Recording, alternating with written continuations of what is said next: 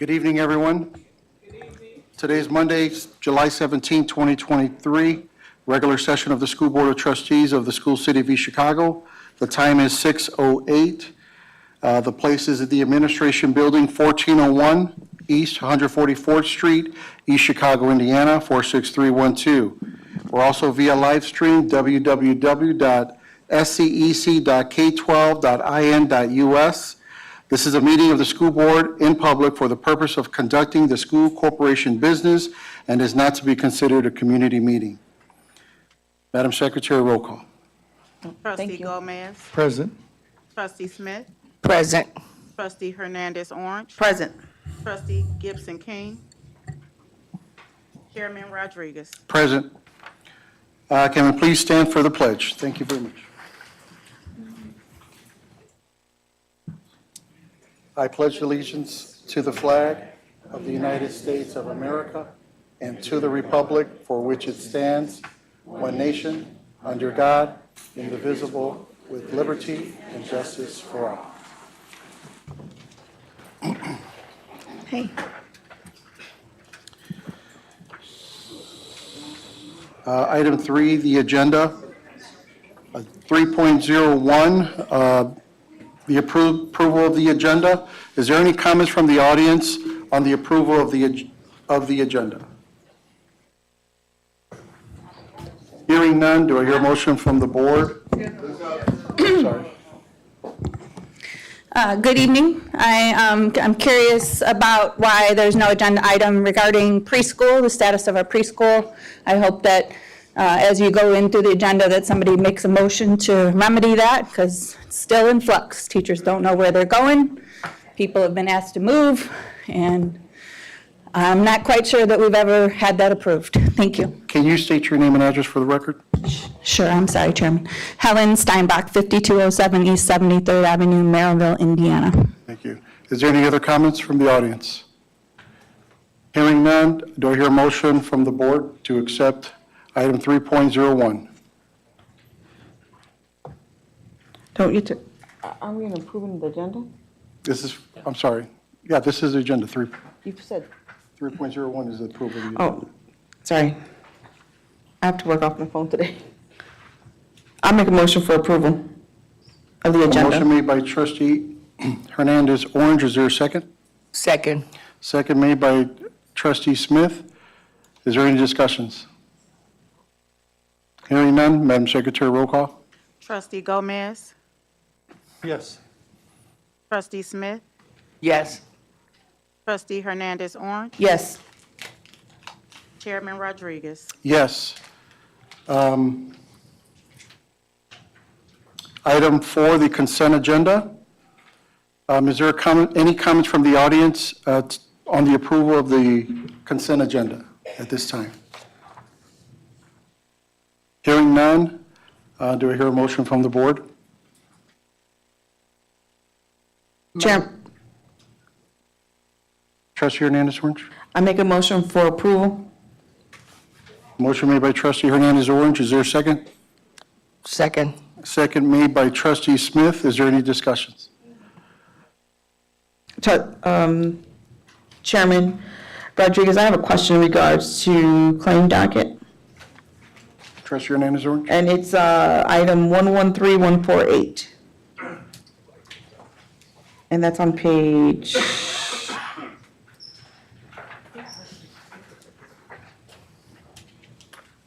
Oh.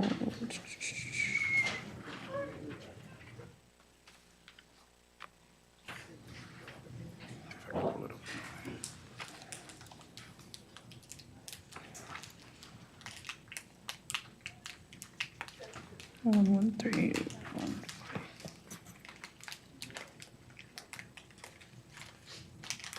Do you have the page number? I'm looking for it right now. Okay.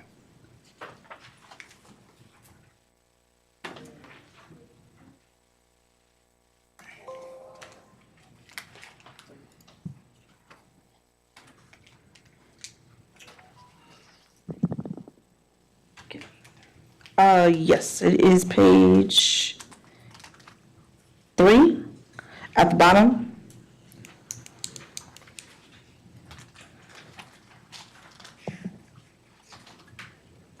Would be this one here. I'm not sure if that's, so I see that what it's for, and I'm assuming it's for a conference. Oh, it is at the bottom, Smeckens. That's just for an individual who went? Just a reimbursement? Am I correct in saying that? Yes, we had the opportunity to, Trustee Hernandez Orange, we had the opportunity to speak with Ms. Diane, who booked these hotel arrangements, and she said, yes, it was for an attendee at the conference, and that was the amount of the room for that evening. Okay. Is there any other discussions? Yes, Trustee Smith? on the claim docket, page 4. I guess we'll have to wait for Ms. Diane to come back to explain this conference. Claim, there's no claim number. It's on the page above. Page, It's on the previous page. oh, it's on the previous page? Is that all pertaining to that? Okay, thank you. It's all pertaining to the same thing. Thank you. Okay. Any other discussions? Mr. Madam- President, Uh, I believe that there are some corrections that need to be made to the personnel report. Oh, I'm sorry, there is, I forgot. I need to make a couple corrections to the personnel report, and first off, for doc number 3310, we need to change that individual from being certified to being classified as the type. Then for the job, it should be a para for that individual. Then for item 3311, for the job should be para. 3313, the job should be para.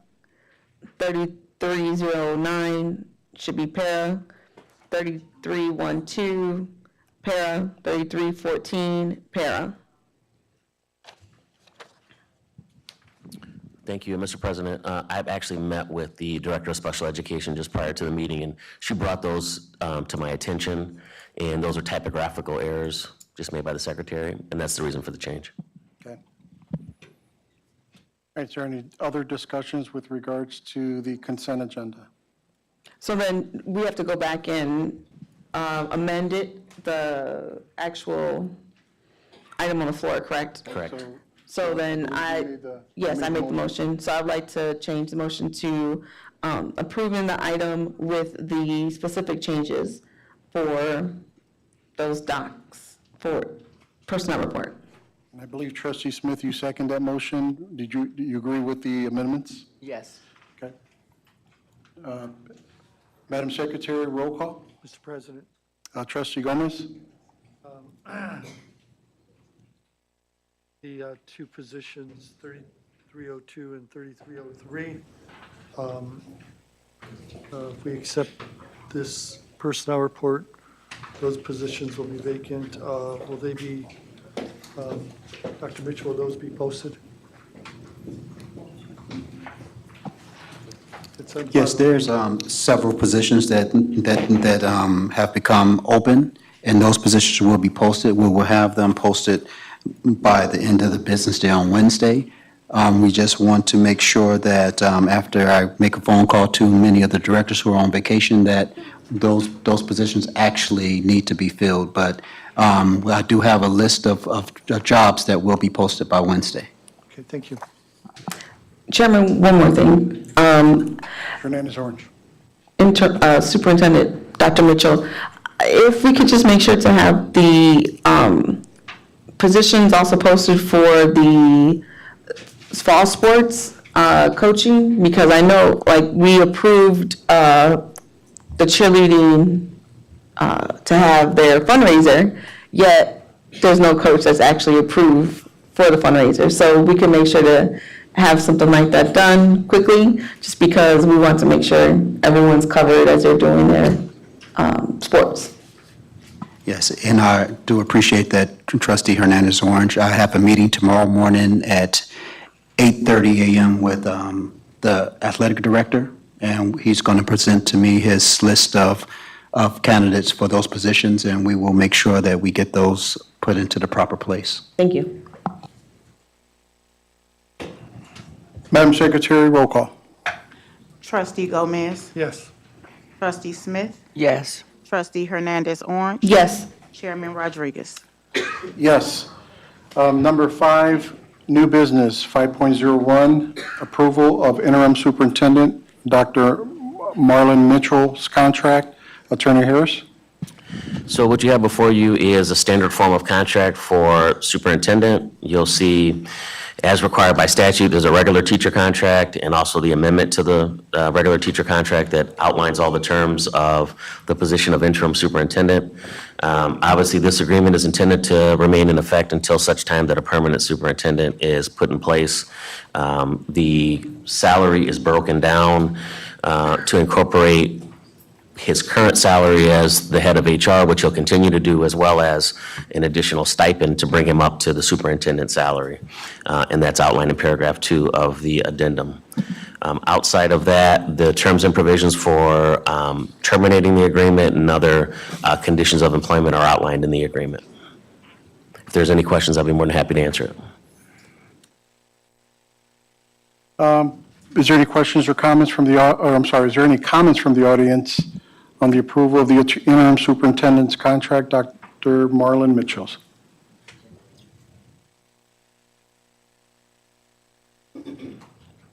Hearing none, do I hear a motion from the board to approve item 5.01? Chairman, I make a motion for approval. Motion made by trustee Hernandez Orange. Is there a second? Second. Second made by trustee Smith. Is there any discussions? Mr. President. Trustee Gomez. The board was just given this contract a couple of hours ago. So I know that it's been difficult to try to go through this and understand this at first reading. I did the best I could to reach out to Attorney Harris and get answers.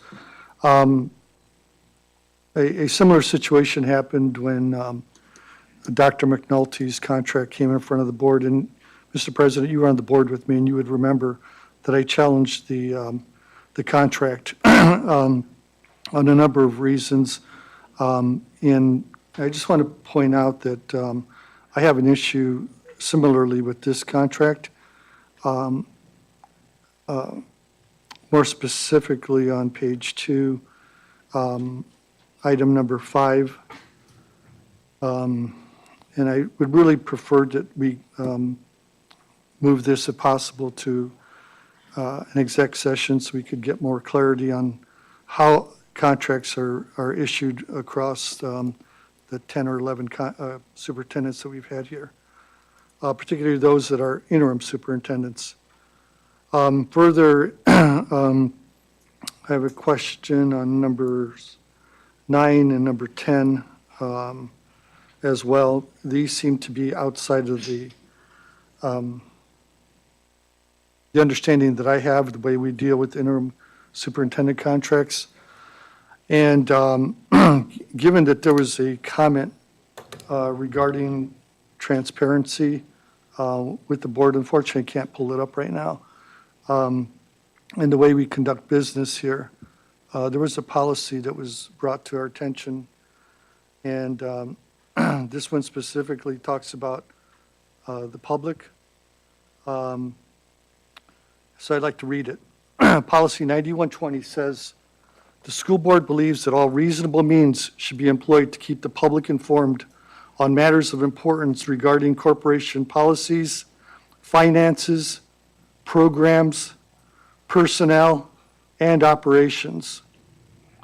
It is the purpose of this policy to provide the ways and means to accomplish this purpose. In this policy, which was originally posted in 2006 and modified in 2022, it says the assistant superintendent, which we don't have, so I would assume that the superintendent picks up the ball here, shall direct an information program designed to acquaint the citizens of the community and general public with the achievements and needs of the schools. Toward this end, the board shall provide parents or guardians and other corporation residents opportunities for orientation and information regarding state regulations and local school procedures, and will utilize, insofar as practical, all appropriate means and media to achieve this end. And to that point, we were just handed this as the board. You just asked for public comment. No one got up to speak. I believe they didn't get up to speak because they didn't know what the contract was. I think it's unfair to put this in front of the board and the public without having that full transparency that is in the letter that's on our website today that we said we're going to practice here. So given that, I'd like to make a secondary motion to table this item so we can have further discussion about a few of the agenda items that I have, and I know one of our other trustees is not here to address that. So my motion is to table this until the next meeting. Hopefully we can set an exec session to review this, a work session if need be. But there's a lot to digest in this contract. It's short, but nonetheless contains a lot of information that I think the public should know. There's a motion made to table the item. Motion made by trustee Gomez to table the item. Is there a second? I think we ought to stand and say the Lord's Prayer, y'all. Sir, you're out of order. Sir, you are out of order. Yes, he is. Sir, you're out of order. We're conducting a business session at this time, a business meeting. That's ludicrous, man. Is there a second? Hearing none, that motion's failed. Chairman, What, Is that what he's saying? trustee Hernandez Orange? we're in discussion, right? I forgot. Okay, I just want to do a couple things. One, I want to apologize to the public. So what's happening right now is, and just so we could better understand, is that one of the trustees is asking to take off Dr. Mitchell's contract for being an interim superintendent so that we could further discuss. So that motion just failed. But with that, I do agree to the point of the audience doesn't have his contract. So if it's possible, Chairman, can we ask our board secretary or someone here from the school district to print out the document? Well, in reality, we always put it on our website immediately after it's approved. But if we can we have somebody print them out right now and give it to the audience that's here? Ms. Castro? Great, thank you. So that people could see that.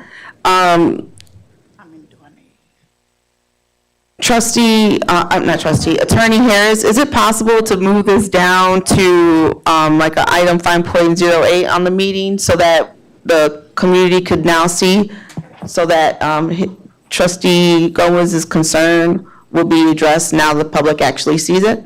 You can do that as long as you withdraw your motion to approve it, because right now it's on the floor. right? Okay, and then we So you can would just have to move it down? withdraw it and ask the chair if he'll move it to the end of new business. Okay. Chairman, can we move it down to the end of new business, if that's okay with you? So who made the second? Trustee Smith. I make the motion, Are yeah. you willing to withdraw your motion? Sure, and as long as we're able to move it down so that the community will be able to see the contract. All right, so this will be item 5.08. Correct. Okay. So there's a motion, I'm making a motion to have that removed down and, No. There's no motion, so. I'm sorry. You're just withdrawing your motion. yeah, Mr. Driver, motion. All right. But do I have to make a motion, right? He just had to make a motion to move it. You don't need a motion to move it. It's Okay. not an official action. The chair can rearrange the order of the items. Perfect. 5.02, approval of HPM agreement. Dr. Mitchell. This master services agreement is between the school district and HORE Program Management Corporation, which is a project manager. They were charged with the program development and construction management for the projects at Harrison Elementary School, Central High School, and Block Middle School. They've already begun work as of April 1st, 2023, so this is just the master service agreement that had to wait a little while until we got to it because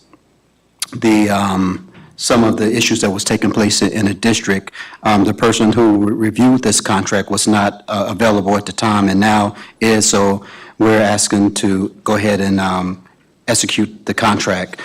They've completed some of the work at Block Middle School, which was changing out the windows. They're currently overseeing the floors at Harrison Elementary and also the project management of some of the work that's being done at Central High School. Is there any comments from the audience on the approval of HPM agreement? Hearing none, do I hear a motion from the board to approve item 5.02? Chairman Rodriguez, Trustee Hernandez Orange. I'd like to make a motion for approval. Trustee Hernandez Orange makes a motion. Is there a second? Second. Second made by Trustee Smith. Is there any discussion? Hearing none. Madam Secretary, roll call. Trustee Gomez? Yes. Trustee Smith? Yes. Trustee Hernandez Orange? Yes. Chairman Rodriguez? Yes. 5.03, the approval of Linda Randolph's contract. I'd like to, actually, this was supposed to be removed. I think we had some concerns with regards to it, but since it's on the agenda, I'd like to entertain a motion to table this matter, 5.03. Mr. President, Trustee Gomez? I move for approval of Linda Randolph contract 5.03. Motion made by Trustee Gomez. Is there a second? Wait, I'm sorry, what did he just do? He approved the contract? He just made a motion to approve. You approved it. Oh. I'll second the motion. I do have a question, though, in regards to that. Is there any comments from the audience for the approval of Linda Randolph's contract? Let's start with that first. Yes.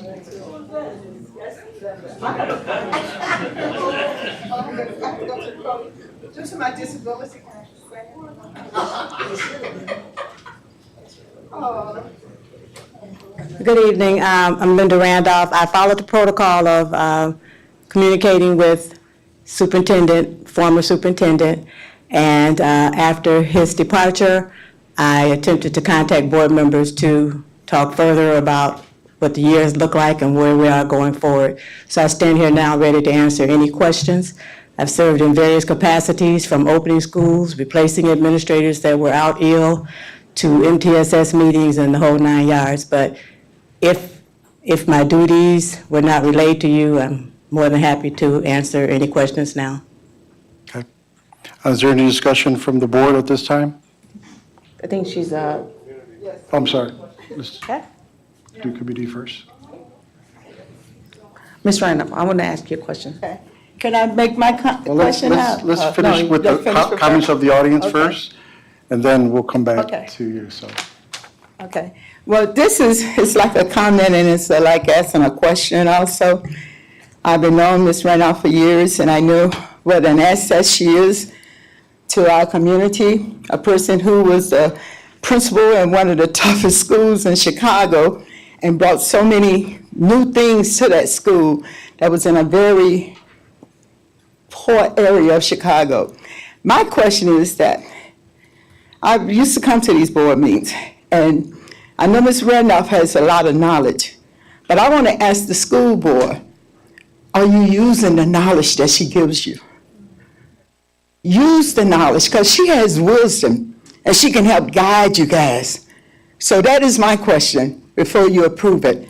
Use her wisdom, that knowledge, and put it into your school system and watch how things will change. But you got to listen to a person. If you're going to pay them to do a job, listen to their recommendation. And that's what I have to say.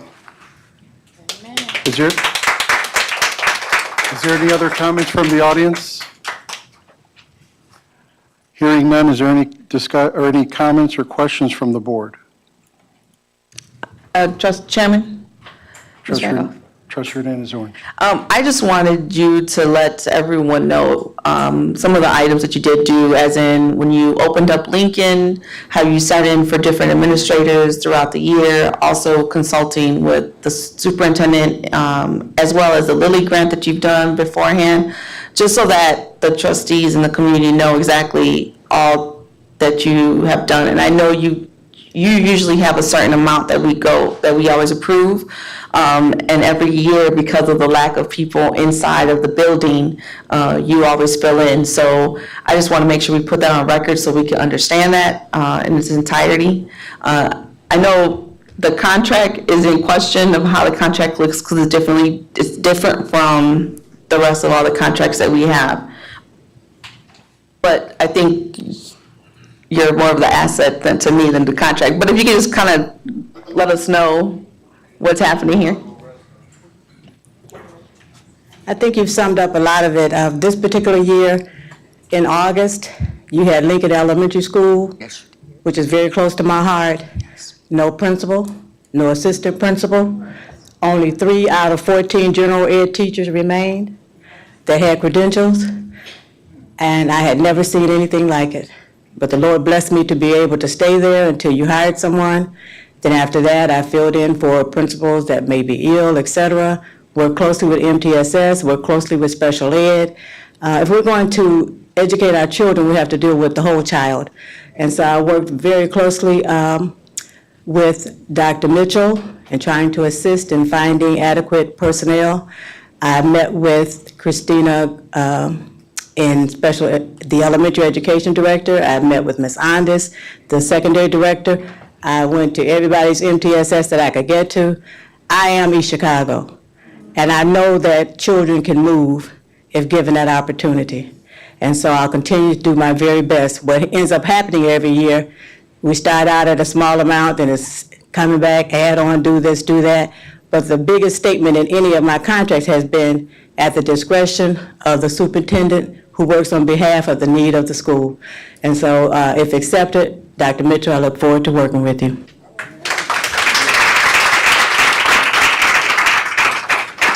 Ms. Randolph, I do have a question. In regards to the actual contract, I think Trustee Hernandez Orange did mention that it's not a standard form contract. So what I got was a 2-page. You know, I think what happened this time with finance person in and out, superintendent gone, usually my contract goes to Attorney Harris. Then from there, Attorney Harris puts it in the form that you guys like, and then we go forward. But because it's all loosey-goosey at some points, I don't know if it got to him, but it normally goes to him. So when it was on the docket tonight, I said, well, I guess that's good. Mr. So President. I have no problem if you have to wait and let Attorney Harris put it in legal language, not a problem for me. Because anybody will tell you, I submitted my last work things in May and been working June and July, not expecting any money for June and July, because this is my city. Attorney Harris. Yes. So I do have a suggestion. So the agreement as presented is in like a proposal style format, but the content of it I don't have any issue with. What I can do is bring back before the board at the next meeting an amendment to the contract that'll include all the legal language that I'd like to see in the agreement. So you can proceed forward if that's the desire of the board to approve the agreement. I don't want to slow down progress, and we Obviously, can fix yeah. it through an amendment. Obviously, there's a motion on the table, but I will take that as an amendment then to the Yes, motion. it'd be an amendment, and we'll deal with that at the next meeting. All right. Chairman, one more thing I just wanted to point out. Trustee Hernandez Orange. Ms. Randolph, you said a lot of things that you did, but most importantly, you are the individual who goes into every classroom and talks to these teachers when the chaos is happening up here, and you are there listening. You listen to them, you let them vent, as well as other administrators. And I think just like we take care of the social emotional of the child, that's what should be done, you also take care of the social emotional of the adults, which is just as important. So I thank you for that. Chairman. Thank you. Chairman, Trustee Smith. Rodriguez, I'd just like to say I've been knowing Linda for a very, very long time. I know her worth, and she has rose to the occasion in this district, and nobody can tell me any different. When she's at those schools at 7:30 in the morning before those teachers or those students arrive, she's there, hands-on, ready to do her job. I have no problem, because I really don't, because you have been dedicated. You have been dedicated. You are a spiritual woman, and you're always encouraging me and my staff. My trustee. You're always there. You're always there. You answer every question. You're there for the teachers. You've helped them in the most difficult time when COVID, when nobody else wanted to step up, you stepped up. When those teachers walked out that first week, 8 teachers walked out. You went there and you taught those kids. You stood in as a principal. So my hat's off to you, and God bless you. And I appreciate you from the bottom of my heart. Again, and this will be my final comment before I open it up for the vote. I don't have any issues with the work that Linda Randolph has done for the district. I appreciate Trustee Smith's testimony, as well as Trustee Hernandez Orange and the audience.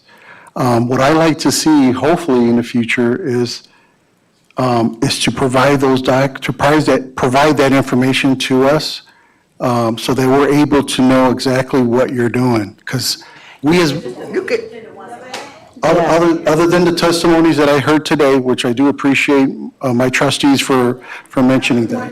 Superintendent once a month, I sit down with him now. Okay. And it's his job to take it to you guys. I don't have a problem. Then I see where the communication may be broken then, so I appreciate you saying that. Trustee, I'm sorry.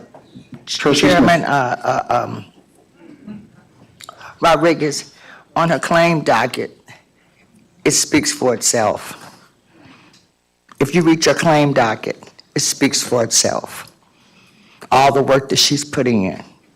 If you read your claim docket,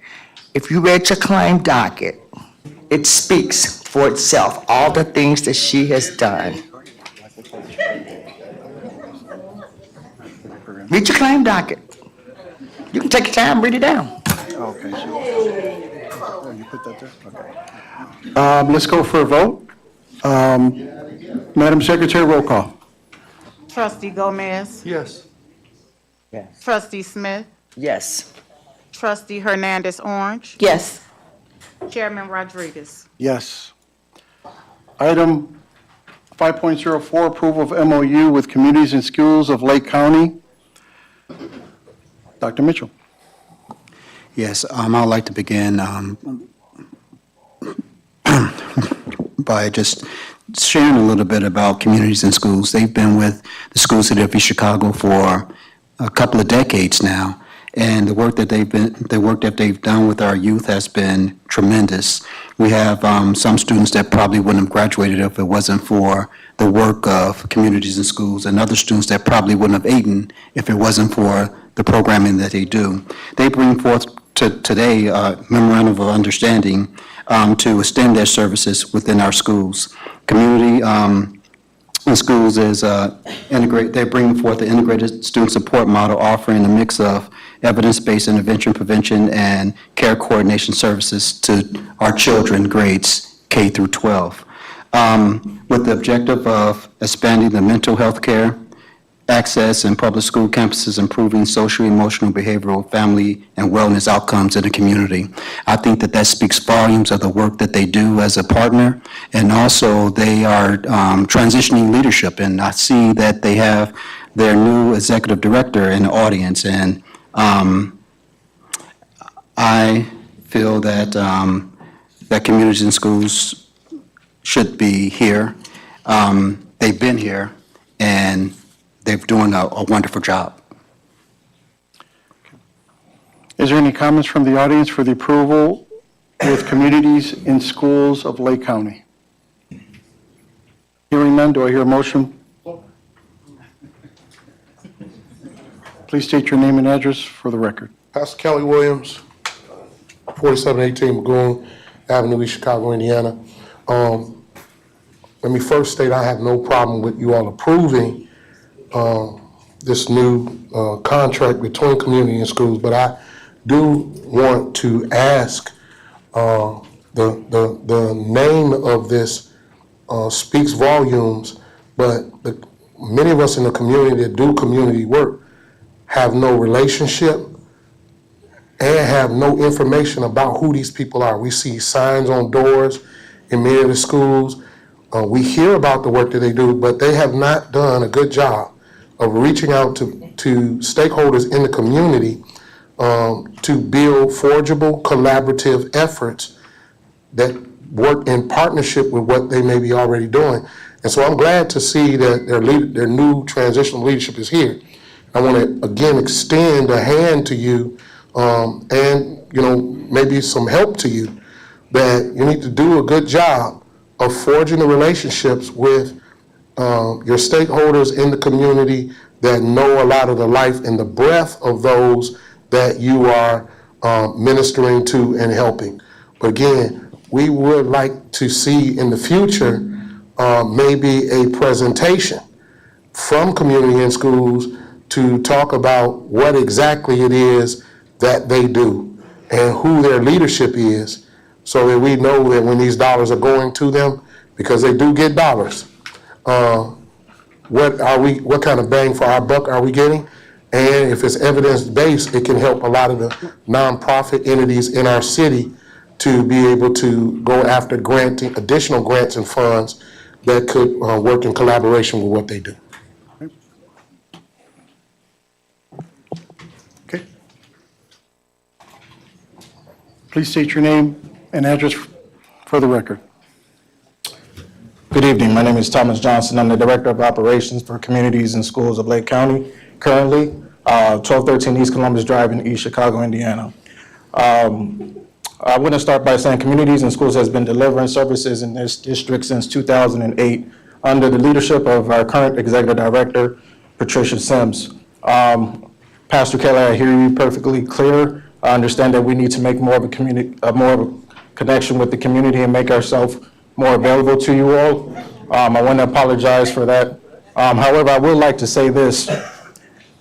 My Executive Director, Patricia Sims, has been writing grants and getting the funding to provide the services to this district. With the exception of last year, all of the services that is provided to this district has been fully provided by Communities and Schools. We're completely grant funded.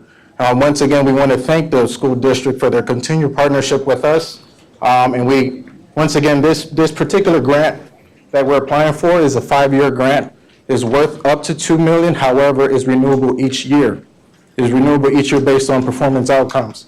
And this would allow us to expand our services. So, Pastor Kelly, I wanted to say thank you for your comments, and I do take that into consideration. And if you have any more questions, I'll be glad to answer.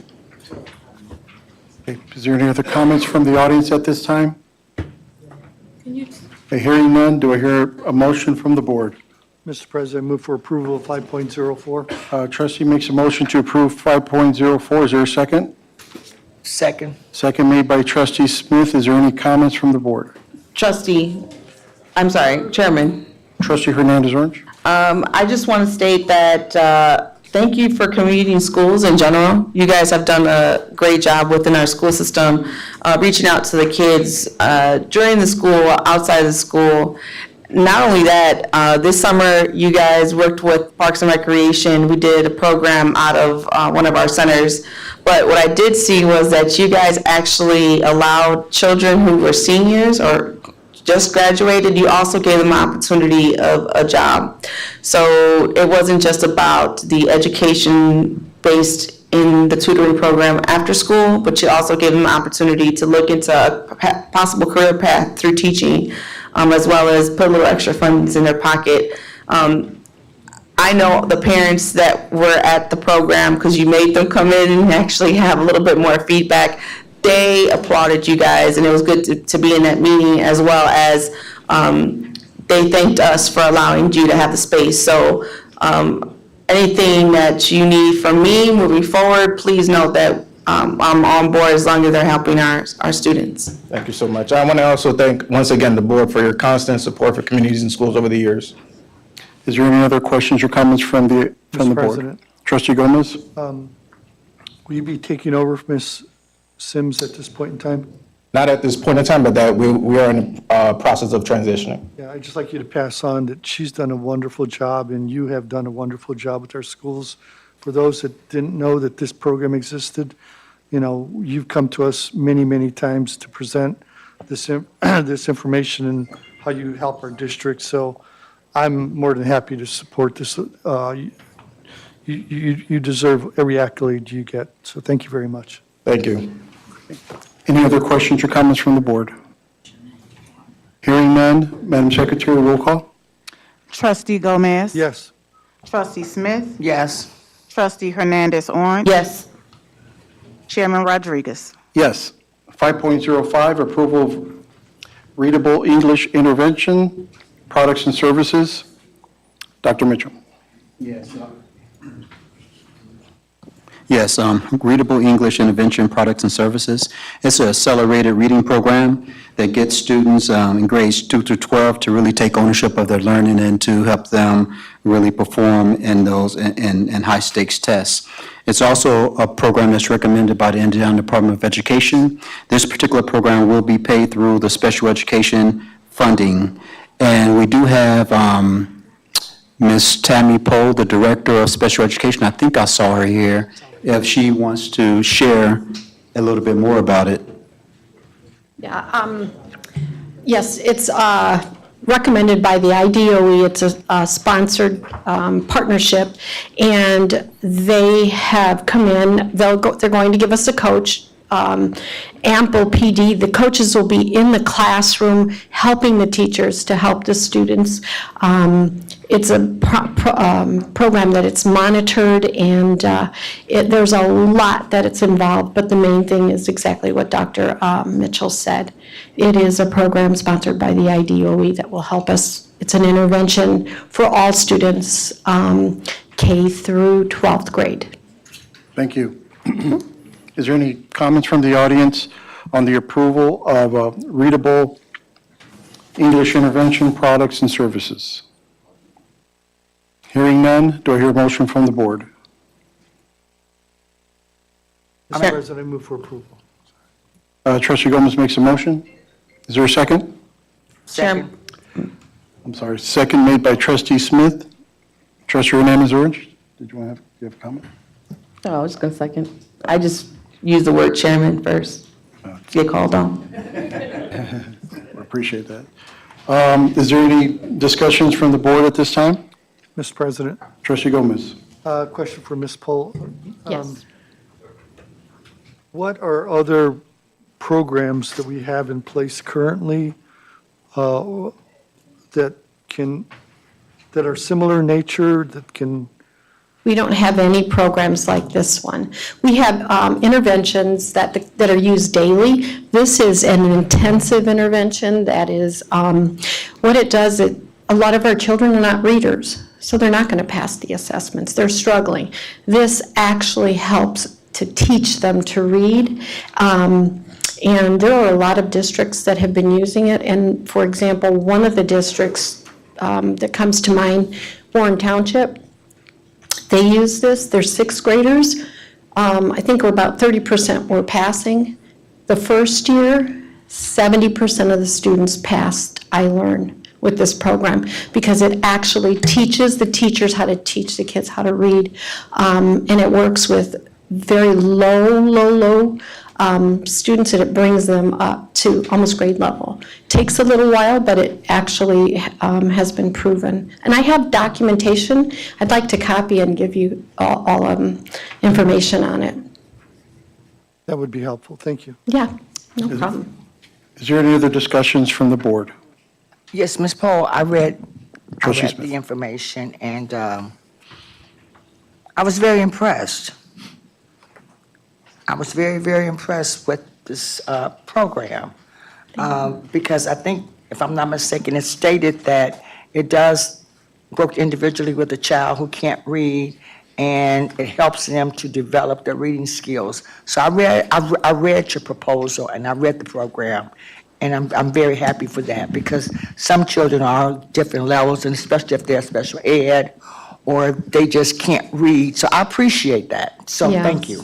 Thank you. We really do want to bring an intensive program, and we need our students, to be able to read, not just pass tests, but read for content. So Thank you. that's what this does. Any other discussions from the board? Mr. President, Trustee Gomez. just one other question. You mentioned Warren Township, the school district that you Warren, mentioned. MSD Warren Township, yes. I believe the information's actually on the pamphlet that I'll I'm give having you. problems accessing board Yeah. docs. I apologize. How long did it take before they saw growth over there? That was 1 year. 1 year, great. 1 year. Okay, Mhm. Thank you. Madam Secretary, roll call. Trustee Gomez, Yes. Trustee Smith, Yes. Trustee Hernandez Orange. Yes. Chairman Rodriguez. Yes. 5.06, approval of goal toolkit and progress monitoring. Dr. Mitchell. Yes. Yes, Mr. President. Goal Book is a collaboration platform for teachers, parents, and students centered around achievement of individual student learning goals. This particular learning management platform is a platform that really supports students and teachers in collaborating, and particularly teachers, and helping those teachers really align their curriculum and their practices with some students that are struggling with IEPs and even the general student. This goal book is also another well-researched tool, learning management system, and this particular tool will be paid for also through special education funding, and we do have Ms. Tammy Pohl here to also speak to that if she wants to add more.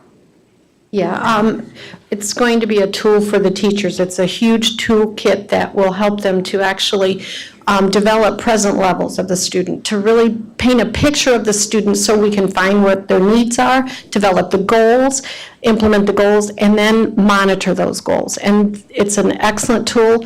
I do want you to know that I invited every teacher to come in to a Zoom meeting with the company. Many of the teachers did jump on. They absolutely loved it. They couldn't wait to get to use it because they found that it's going to help them. It's going to actually help them work smarter, not harder. It's going to help them to really address the students' needs and develop goals. A lot of times the teachers struggle to find out what goal do they really need, and this really does help them. But the important part is the progress monitoring. The teachers are really struggling, and that is the most important part, is to find out where the students are, and this actually helps them with that too. Is there any comments from the audience for the approval of goal toolkit and progress monitoring? One last thing too, there's, welcome, you're welcome. There's an important part, a lot of professional development also comes with this, ongoing all year. Thank you. You're welcome. Hearing none, do I hear a motion from the board to approve item 5.06? I'll make a motion for approval. Motion made by Trustee Smith. Is there a second? Second made by Trustee Gomez. Is there any discussion? Mr. President, Trustee Gomez? Ms. Pohl, the contract reads that this is for up to 45 users. Who are users? The special ed teachers, the therapists. Okay. In fact, a gen ed teacher just asked me if she could use it, and I said, you know what? Yes, absolutely. We'll see if we can get you a license. So, teachers, Is that enough to cover our needs? yes, at this time, yes. Chairman, Trustee Hernandez Orange? I just want to make sure Attorney Harris viewed the contract. I did. That was all. Thank you, Ms. Pohl. Chairman, Is there any other discussions from the board? Trustee Smith? I read the contract, and what caught my attention was it helps the teachers' capacity to develop a high-quality IEP and implement them with more effective, specially designed instructions to help these children. So I'm just kind of excited to see the outcome of this particular program, because I also understand that being a special ed, you do have situations with IEPs and the data and all the things that you need to keep in compliance. So if this particular tool can help you and the teachers, Yes. I'm happy I for forgot to mention, a number of districts are using this. And I actually talked to the directors and other teachers also before I even started with my teachers too. Did some research myself. Thank you. Thank you. Madam Secretary, roll call. Trustee Gomez? Yes. Trustee Smith? yes. Trustee Hernandez Orange? Yes. Chairman Rodriguez? Yes. Item 5.07, approval of contract for professional services, hearing impaired and sign language interpreter. Dr. Mitchell. Yes, Mr. President, this contract is between the School City of East Chicago and Tradewinds Deaf Services to employ a contractor for performance of certain professional services, specifically in the nature of interpretation and sign language. This is really important because one thing that we must always remember is that we must serve all students.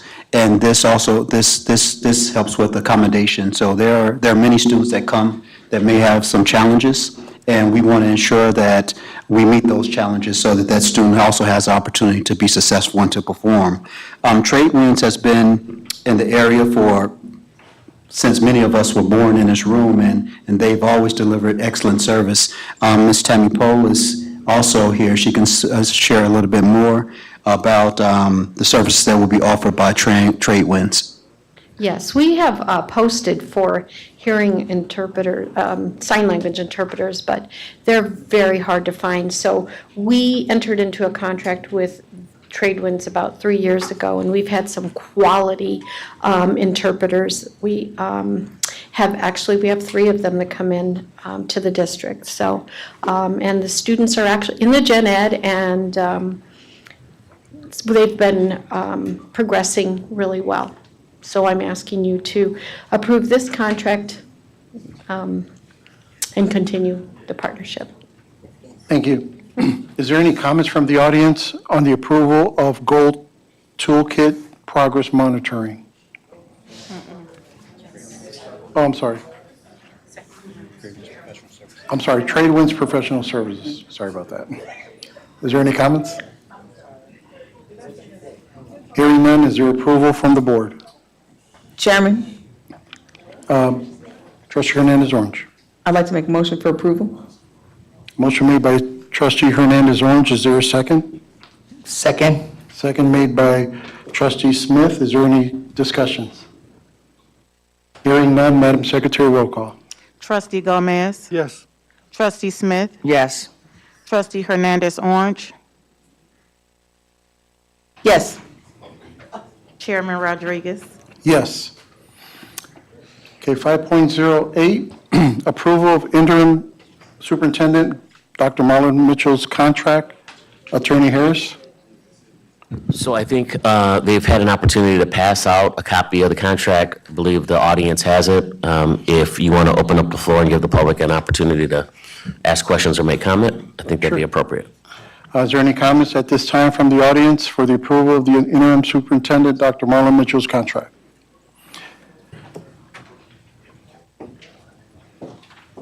Please state your name and address for the record. Good evening. Princella Askew, 2705 East Guadalupe Circle. I think Dr. Marlon Mitchell is the person that should have been here a long time ago. And I've been knowing him for many years, including his family. And if we don't okay his contract, we are really missing the beat. I've been coming here for over 50 years, and we have yet to get the right person in this position. I believe and I know that the Lord told us he is that person. So whatever disagreements that you guys might have among the boards or whatever, I wish that you guys would pray about it and realize that Dr. Mitchell is the man.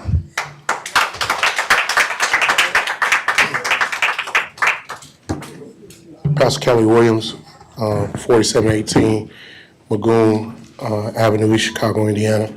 I think you've been hearing me echo for weeks now that as a board, we need to do things that make sense. It's my understanding that there was a little bit of flux in coming to this decision. I'm glad to see that you all made this, got the revelation and made the decision to walk in the integrity in which you all voted to bring him on as an interim. But I also want to say that thinking in the long term, we've had constant turnover in administrative leadership here in our school city. And it's my hope that this board does not rush and try to get someone in here, whether it be by whatever means. Because when you bring candidates before this board to possibly be the new superintendent, understand you're going to get community pushback if they don't understand the community or the demographics and you don't allow us into that process. But my stance is, which I know it echoed by a lot in this room, that this makes sense. We are not going to be able to get a high quality candidate to come in here to turn around F schools. You have a community of people here that care and want to see it happen. Give this young man the time and the opportunity to fix this mess. Do not rush and try to bring somebody again from outside and then bring this change on these children and on this community again. I want to ask you that this is a good step to doing what's right, but give him the opportunity to be able to really turn this thing around.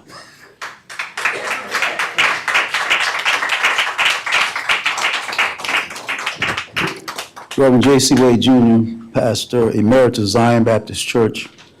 First of all, I'm really confused because the last meeting, there was an overwhelming vote for interim superintendent, Dr. Mitchell. Now today, you're confused. That's my problem. How can you be so strange, so together and united at one meeting, and at the next meeting, everybody's confused? I'm not confused. That's my problem. So I would like for you to say to this body of people here that the confusion is over. We have a consensus that we support Dr. Mitchell. We want to do it in a community way. You always ask us to do stuff decent and in order. If you don't do this decent, this is not going to be decent in order, because we're not going to be pleased with this. This is just not right. We're asking you to do what's right. We pray. We're praying people. We're also other kind of people too. I want you to understand. I wore some tennis shoes tonight. Not my suit, not my tie. That's why I wore them. Because we're not going to sit back and just let y'all play games with us and our young people. These are our children. We're intelligent people, and we stand for right and righteousness. Thank you so kindly. State your name and address for the record, please. Cheryl Grunowitz, I teach at Central High School. I just want to say, Dr. Mitchell, I welcome you, but one thing I'm going to ask of you as a teacher in the school district for 27 years is that you take time and talk to us, the teachers, because many decisions are made for programs and materials and everything else, and teachers don't have input into that. And then we're expected just to do this. And like I mentioned last time I was here, when I first started here, I had like extensive training, like thousands of hours of training in math and reading and all kind of grants. And we don't get that anymore, but we're still expected to do whatever you ask of us. And today I saw, which it upset me, I saw Mr. Rodriguez's post on the website, Chairman Rodriguez's post on the website, the letter he put there, and I was going okay with it till I came to the last paragraph, and that first sentence says, continue to do better. Well, I go to work every day and I do the best I can. In order for me to do better, I need people to communicate with me. And so maybe, and I'm not putting this on you, just the person that wrote this needs to consider, we're not just the ones that need to do better. Okay? In order for us to go to work and do better, we need to whatever. I would like, and truthfully, I have to say, of the people sitting up there, no one, I know they don't want you in the buildings or whatever, but the only one I can really see of possibly having more of a handle on what goes on in there is Mrs. Hernandez Orange, because her son is in, you have kids in school. And so she kind of knows what's going on over there because she's there, but nobody's in that building to see what we're going through. And I think you all need to try to do better with realizing what we go through every day in school. State your name and address for the record. Jesse Caroga, 35 Parkovac, Porter, Indiana. Dr. Mitchell, I don't know you personally. Heard a lot of good things about you. I was very excited when Pastor Kelly reached out to me. We got the community leaders to come, or the religious leaders, on Friday, and the meeting got canceled shortly before it. So it was a little disappointing. Not sure what went on there, but just knowing that you were willing to reach out to all the different religious leaders meant a lot to me, so appreciate that. Getting back to the contract, which I think was passed out, the only question I have is on item number 7 on here, and I just want to make sure that, I don't know if you have a temporary license or not as a superintendent, but that you're afforded the time to get that, so you're successful in your role. That's the only thing, because it says, will maintain a temporary license, so I hope you have, if not, that you're afforded the time to get that. Okay, thank you. Hi, Board. I'm Elizabeth Camacho, 4835 Euclid Avenue. I am also an employee here at the administration building. I met Mr. Mitchell, Dr. Mitchell, this school year in January. This is my first time knowing him. I got to know him. He's a great guy. I'm speaking as a parent, not as an employee. As a parent, I have a child at Block Middle School. I've seen what superintendents have done since my daughter started school. When I met Dr. Mitchell, I've met the way I've heard of the way he speaks. I'm sorry, I'm nervous. I've heard of the way he speaks. I love the way he thinks. I love the way he talks, and I love that he prays. I love that. I've never heard that in any other superintendent. When I heard that he was the one to be put in as interim, I was overjoyed. I said, you know what? I'm gonna keep my daughter in school. Because I have thought of moving her out of the Chicago schools, although yes, I am an employee.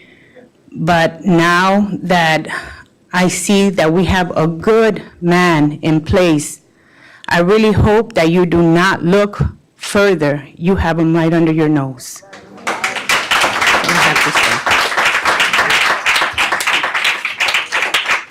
Is there any other comments from the audience? Hearing none, do I hear a motion to approve item 5.08? Chairman, Trustee Hernandez Orange? I'd like to make a motion for approval. Second. Motion made by Trustee Hernandez Orange, second by Trustee Smith. Is there any discussion? Mr. President. Trustee Gomez? Yeah, I was just going to comment, the concerns that I had, I shared them with Attorney Harris and yourself earlier today. So I really don't think there's a need to bring these out in public. I've already stated what I stated. We can hear you. Sorry about that. I mentioned that I had already stated what I stated with both Attorney Harris and the board president. I've not had a chance to talk to Dr. Mitchell about this, but as I go through it, my concerns still hold true, that some of this, one of my big concerns is, as we've gone through and, again, head superintendents, are we treating them all the same way? They are all different, and they come with different backgrounds, but some of these are, excuse me, I'm speaking, and as I go through this. Excuse me, Trustee Gomez, excuse me a second.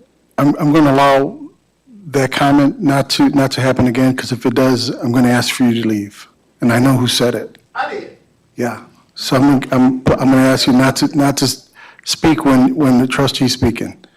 We don't disrespect your facility. Please don't disrespect ours. Y'all want to get real? Trustee Gomez. Thank you, Mr. President. So, yeah, and there are just some items on here that I want to make sure that we're treating each of the candidates, previous interims, the same way, that we're treating this interim superintendent the same way we treated other interim superintendents. So that was the only reason that I was asking for this. What has happened in the past is, at times, the board has created a situation for itself where there was disparate equity between two different people, and the first person who was aggrieved basically came back and sued the school district, and we had to pay that person because we gave person B a different type of contract. So, Attorney Harris, you're aware of what I'm saying, correct? I am, and I appreciate the concern. I did go back and take a look at Basically, what I think your concern is that we're comparing apples to apples when providing the contract. Dr. Mitchell's contract that's on the agenda today is in the same format as prior interim superintendents. Right. And I do recommend approval. Chairman, Trustee Hernandez Orange? I got a couple of things just in general. So first and foremost, this contract, actually, I sent it the day that we were in executive session to Attorney Harris, because I knew it was a previous contract. And when I was the board president, when we worked on the contract, we didn't come up with these numbers or this language. What we did was we asked the superintendent search team, if I'm correct, to make sure we ended up hitting all the points. I do agree that different superintendents and different interim superintendents prior to had different contracts. Some had evergreen clauses, some had different items. Since when I was the board president, I have worked with Attorney Harris. Since Attorney Harris got here, one thing that we make sure to do is to do things just and correct. So I thank him for making sure to do the due diligence and looking at that. And I do agree with Trustee Gomez. Things are done extremely different, to the point that there was an executive session prior to this where we could have actually ironed out this item. We could have had discussion about it, but that's not how that went. On the agenda, it was something totally different. So he could have came back and sued us and said, why are you treating me differently? So, and I think I made that point before. So now we have before us a contract for him. Again, everything that was done previously, and really, Dr. Mitchell, thank you for not asking us for more money, because in reality, you are the HR director as well as the superintendent. So thank you for thinking of a school district.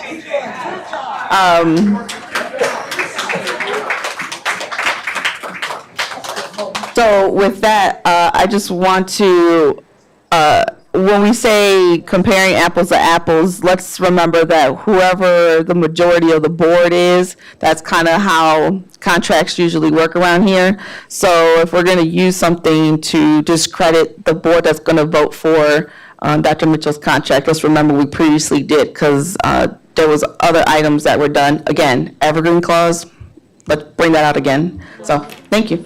Mr. President. Trustee Gomez? I'd just like to ask Attorney Harris, as we look at these, I believe Dr. Balch said interim superintendents and superintendents are basically treated the same, correct? That's correct. Yeah, and the reason I ask that is because as I'm looking up superintendent contracts from the Indiana School Board Association, it says this notice of the contract, and I understand this is different, but it's similar, and so I'm asking the question. It says, this notice must be published in a newspaper at least one time and at least, Mr. President? Please.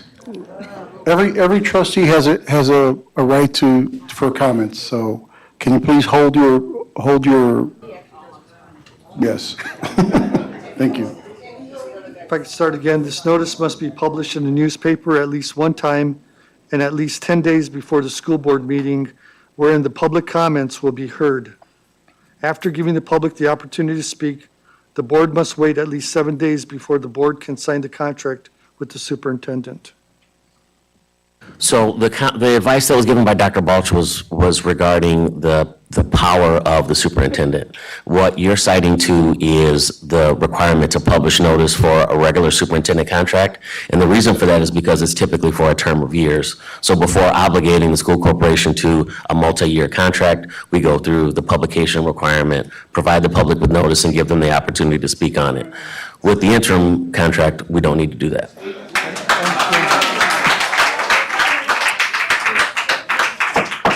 Let's keep it down, guys. Chairman, Trustee Hernandez Orange? I just want to state again, if we're talking about has it been done in previous years, and I know we keep on saying the 11 interims are, I know we like to keep saying that.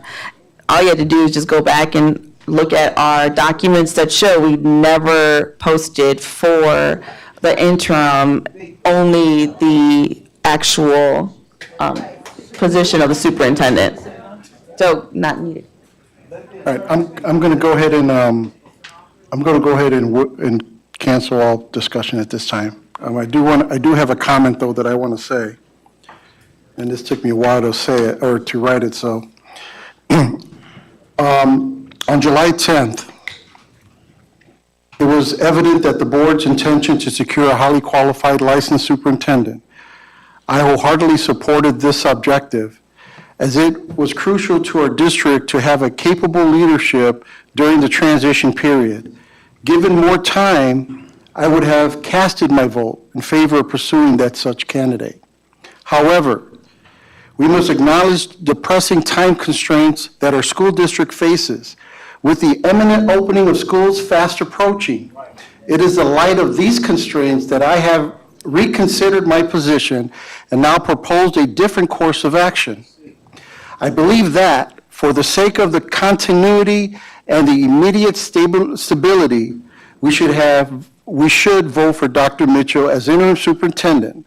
While he may not possess the qualifications initially sought, he has demonstrated his dedication and a deep understanding of our district's need. Dr. Mitchell's willingness to work with our schools, our staff, will enable a smooth transition during the critical period. Allowing Dr. Mitchell to serve as interim superintendent will provide us with the valuable opportunity to further assess our requirements to conduct a thorough search for the permanent superintendent. We owe it to our students, we owe it to our parents, as well as our educators, to carefully consider all available options before making any commitments. So at this time, that's where my vote's going to go, is with interim Dr. Superintendent, Dr. Mitchell. So, Madam Secretary, roll call. Trustee Gomez. Yes. Trustee Smith. Yes. Trustee Hernandez Orange. Yes. Chairman Rodriguez. Yes. Item 6, old business. 6.01, approval of policies for second reading. A, policy PO 163. B, policy PO 0167.3. C, policy 1400. D, policy 1320. E, policy PO 3217. F, policy 4120. And G, policy 6320. Attorney Harris. So item 6.01 are several policies that the policy committee has been working on. I don't believe that the committee is ready to report out these policies for action. So in order to make sure that the adoption of these policies remains on track, I would recommend that we table item 6.01. Chairman, Trustee Hernandez Orange. I'd like to table item 6.01. Trustee Hernandez Orange makes a motion to table. Is there a second? Second, Second made by Trustee Gomez. Is there any discussion?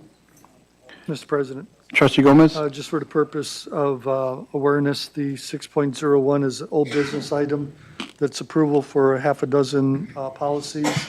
The board requires 2 readings, but our policy also states that if we don't have it on the agenda at the subsequent meeting, we basically go back to step 1 again. So as to avoid that unnecessary step, I would meet with Trustee Gibson King at a second point in time so we can have a discussion on modifying the policies to take in the input of the administration along with my colleagues on the board. So that's the purpose of moving this to, onto tabling this item. Okay. Is there any comments from the audience for the approval? I'm assuming this is a table. Do I have to go through that, Attorney Yes. Harris? So is there any comments from the audience for tabling item 6.01, the approval of policies for second reading? Hearing none, Madam Secretary, roll call. Trustee Gomez. Yes. Trustee Smith. Yes. Trustee Hernandez Orange. Yes. Chairman Rodriguez. Yes. Item 7, Superintendent remarks. Dr. Mitchell. First, I would like to thank all of you all for coming out and supporting me.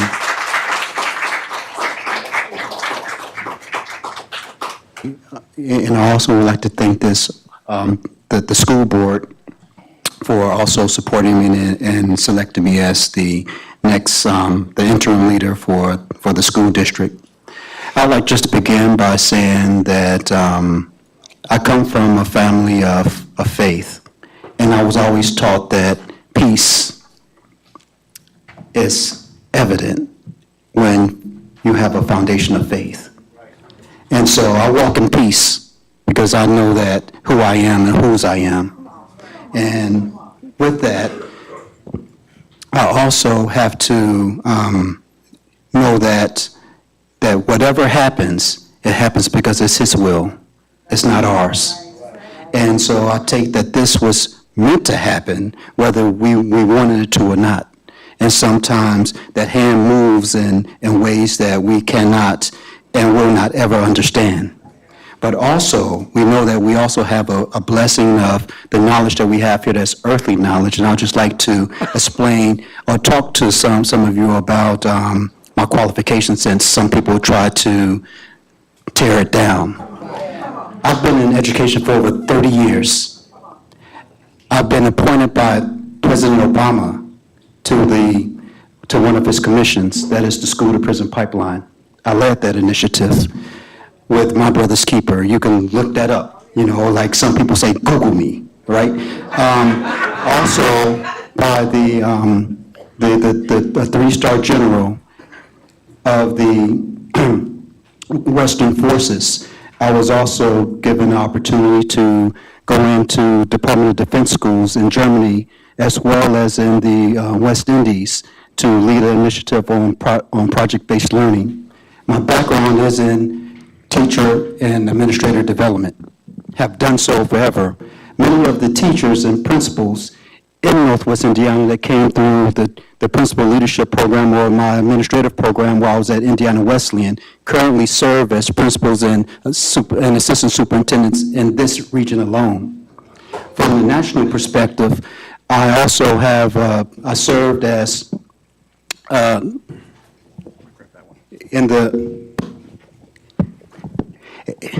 as a reviewer for NCATE, which is the national accrediting body for teacher education. Did that for 9 years. Also served in the capacity of training national board certified teachers in the state of Georgia. Matter of fact, at the college I was at in the state of Georgia, at Albany State University, they had no clue what to do with a unicorn.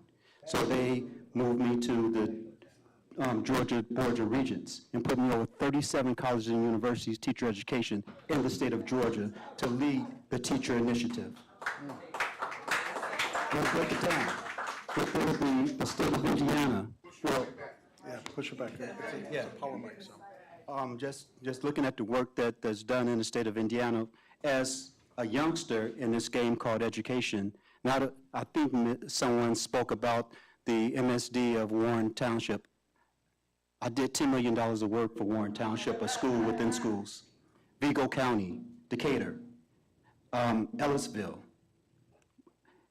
I've been all over the state of Indiana doing work in teacher development and school improvement. Currently, I'm one of the technical assistance partners with the Indiana Department of Education for schools that are struggling. Similar work to what the young lady in the corner does, since we're not saying names. I'm sure she does that work also. Yeah, no, but when we were told that we couldn't say names, so, and I'm always been one to follow rules. I have someone that's near and dear to me, LaJure, she's in the back, I'm gonna say her name. She said, you need to drive faster. I said, no, I'm gonna follow this rule, and I'm gonna stop at every stop sign. If I see a yellow, I'm gonna do that. I don't need any tickets. I don't need anything to say that Mitchell did X, Y, and Z. If I did something, hopefully it's going to be something that's going to make my family's name proud. But as we go on, I know that I was trained by one of the greatest leaders of this time when it comes to leadership research, and that was Dr. John Maxwell. Actually, I sat in a room with Dr. John Maxwell, and I'm one of the founding members of the Maxwell Group. And right now, there's probably over, 200,000 people that follow this man. And I was in the room when he birthed the idea that we needed to create other leaders to do that work that he was doing. There's a quote that he often says, is that people don't care how much you know until they know how much you care. And I've always led by that motto, in that I care. And that's why I give people the listening ear, and that's why I always try to find that silver lining in whatever it is they're going through, whether it's a challenge or whether it's something that's going to turn their whole life around and it's going to be as positive as ever. I think that we all need our cheerleaders, and I thank you all for being my cheerleader. But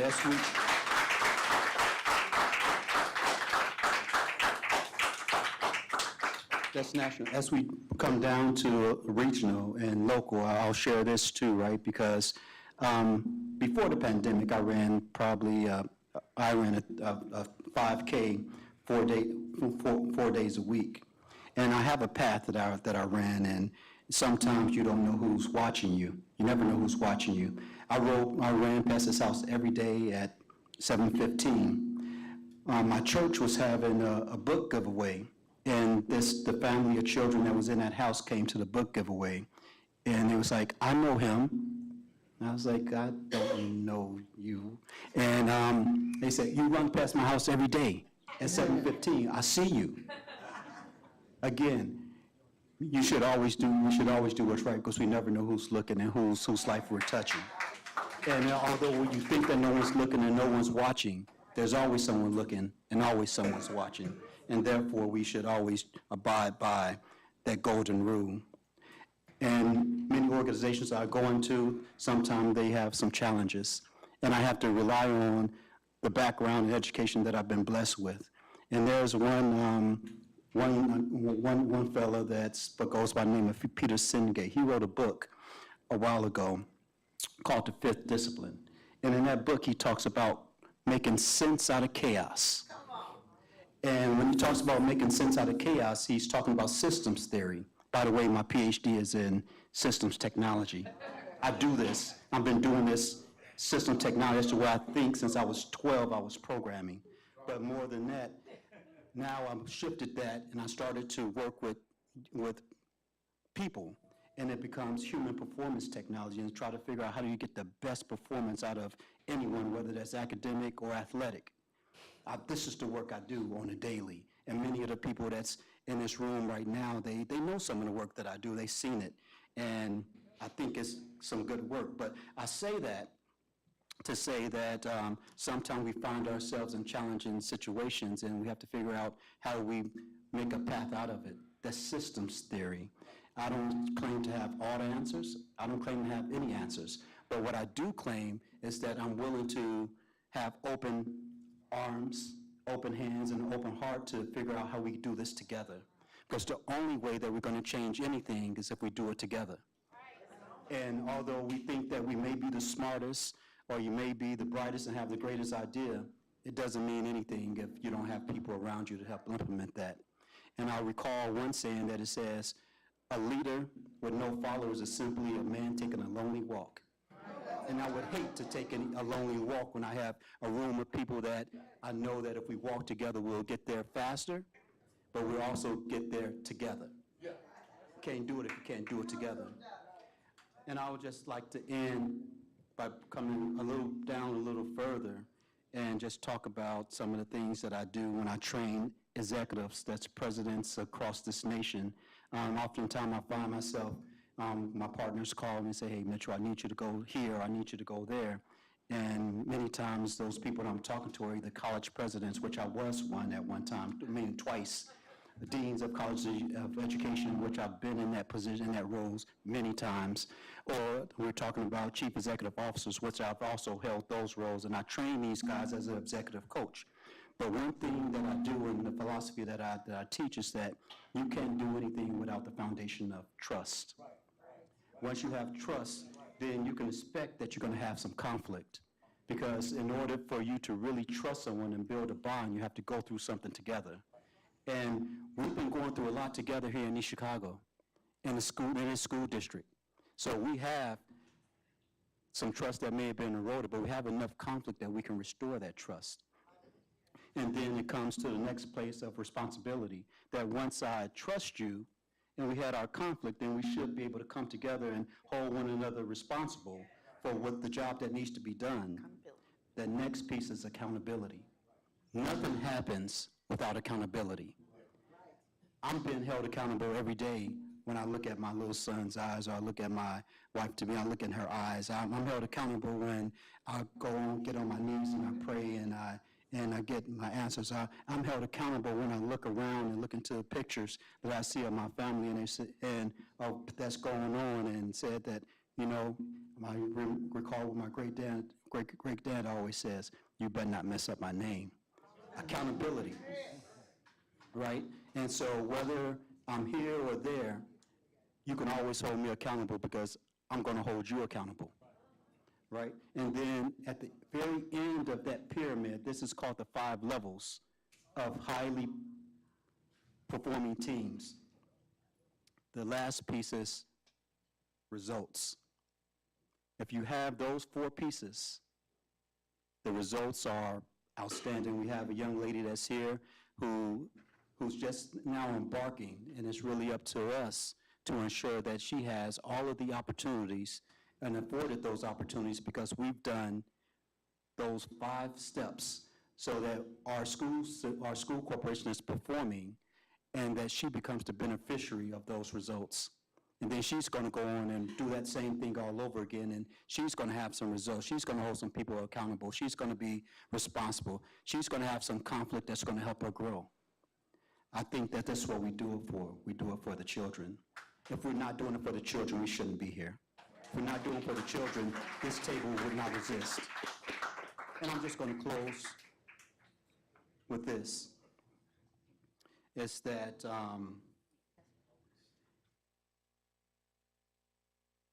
comes to my license, right? So I've been hearing this all the time, right? But yet, when the board made the decision that they made a week ago or so, I got a phone call that very next morning from the licensing office at the Indiana Department of Education. I didn't have to call them. I didn't call them.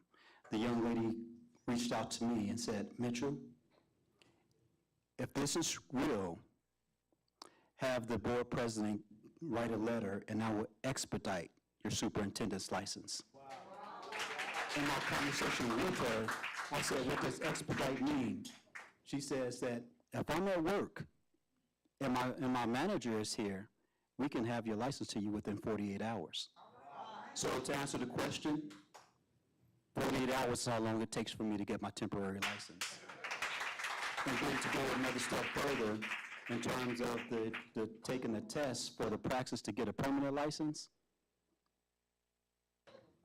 I think that that's no problem, because I've been taking tests all my life, and I don't think I've ever failed a test that people have, but I can't take anything for granted.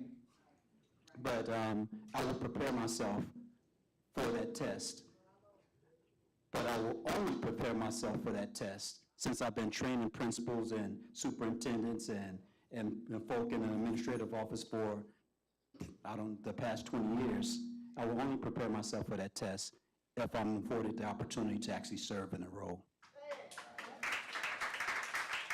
So there's always give and take, and that's not a threat or anything like that. It's that I don't like to waste my time. And I'm not going to waste your time. I'm not going to waste our students' time. I'll promise that, with the opportunity, that I will work and I will make it the best. I've met a lot of people on my journey, international, national, regional, state, local, you name it. I have a saying that, don't give me your number if you don't want me to call you, but if I call you, you answer the phone. And I think that work has worked well for me up to this point, and I think that it will continue that, because I answer my phone when people call me. And I respond the best way that I can, whether I want to respond to or not, whether I have feelings or not. I come out of my feelings because someone's calling you because they need you. It's not up to you to decide whether or not that call is a valid call, or that's a call that you shouldn't answer. If you put it out there, then you got to do it. I put it out there. Thank you.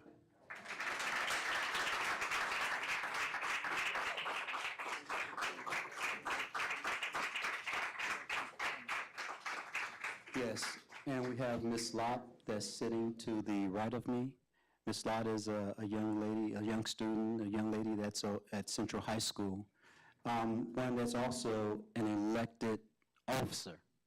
May not have been elected by the general populace, but she was elected by her peers. And she does have a vision, and we're going to give her opportunity to speak at this time about what her plans and her aspirations are as a leader, as the next student body leader at Central High School. Ms. Lott?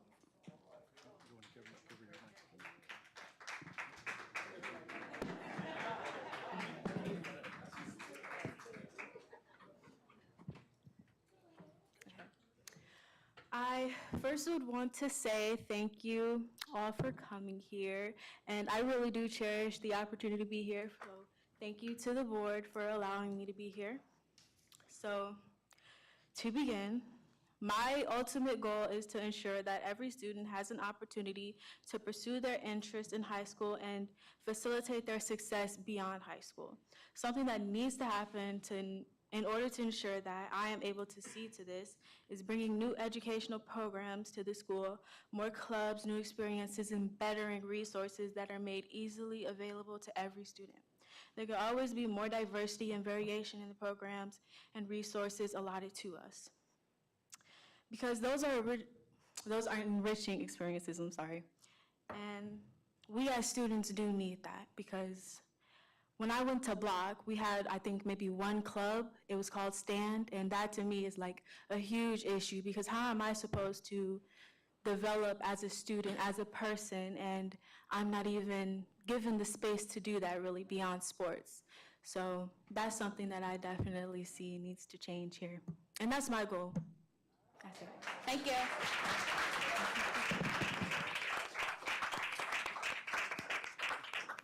Item 8, Superintendent remarks. 8.1, I'll start with Trustee Smith.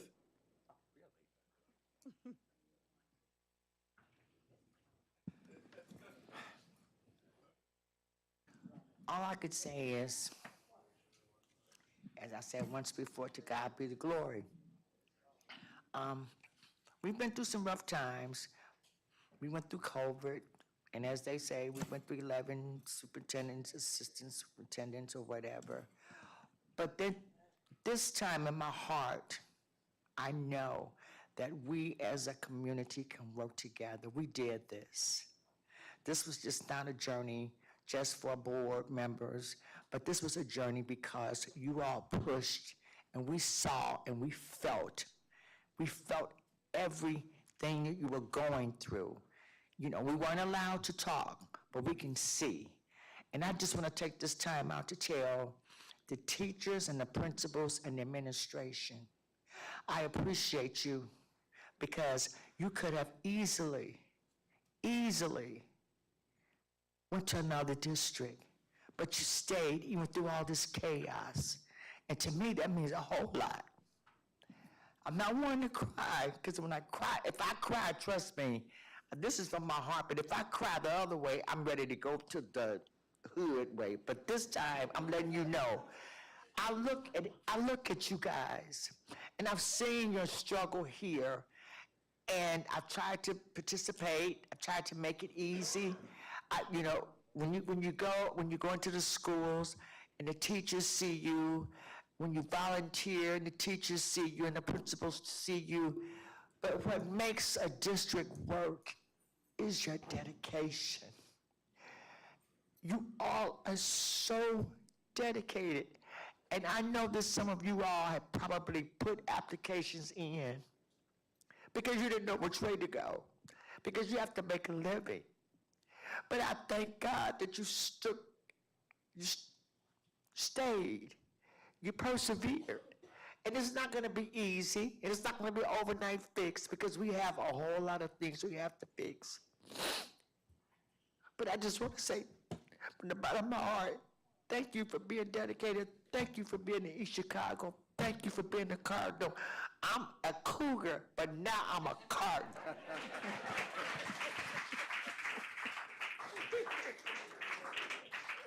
Trustee Hernandez Orange. I just have a couple of things to say. Dr. Mitchell, I'm usually the one who speaks the longest. You beat me this time. But I'm glad you ended up letting everyone know who and what you do. I didn't know all of it. I could only give portions of it. So thank you for bringing what you have in your background to the table so that we could continue to move forward. I think about Trustee Smith's comments. When we saw the report of so many people being moved, and I think that was a key concern for me, because like she stated, the people who were on those reports were individuals who have been in the school district for many years. We here cannot always touch the child, but those individuals always touch the children. The teachers, the paraprofessionals, the school bus drivers, they touch children immediately. So I'm with her in saying thank you. And to those who are still thinking whether to leave or not to leave,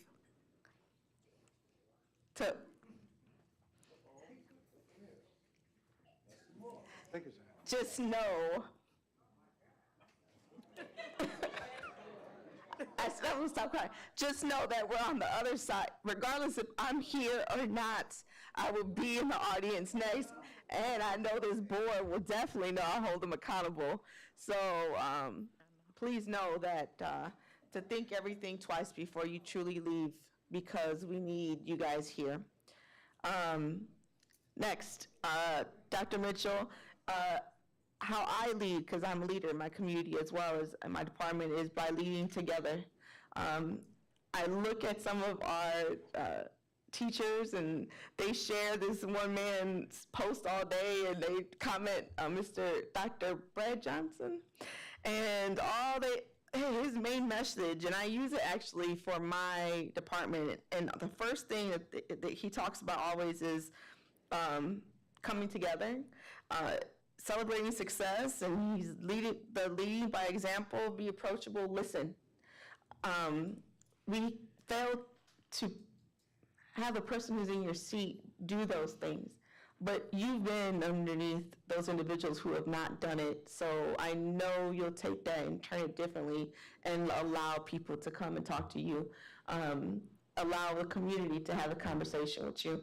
I'm a coach at heart, we all know that, and being a team, having everyone, together, everyone achieves more, I think that's truly necessary here. And all of it, from the first grader for the preschooler to the superintendent, we all need to be together on this in order to actually make this a successful school district. I also wanted to state that the letter from the chairman that was on Facebook, I want everyone to know the intentions were good.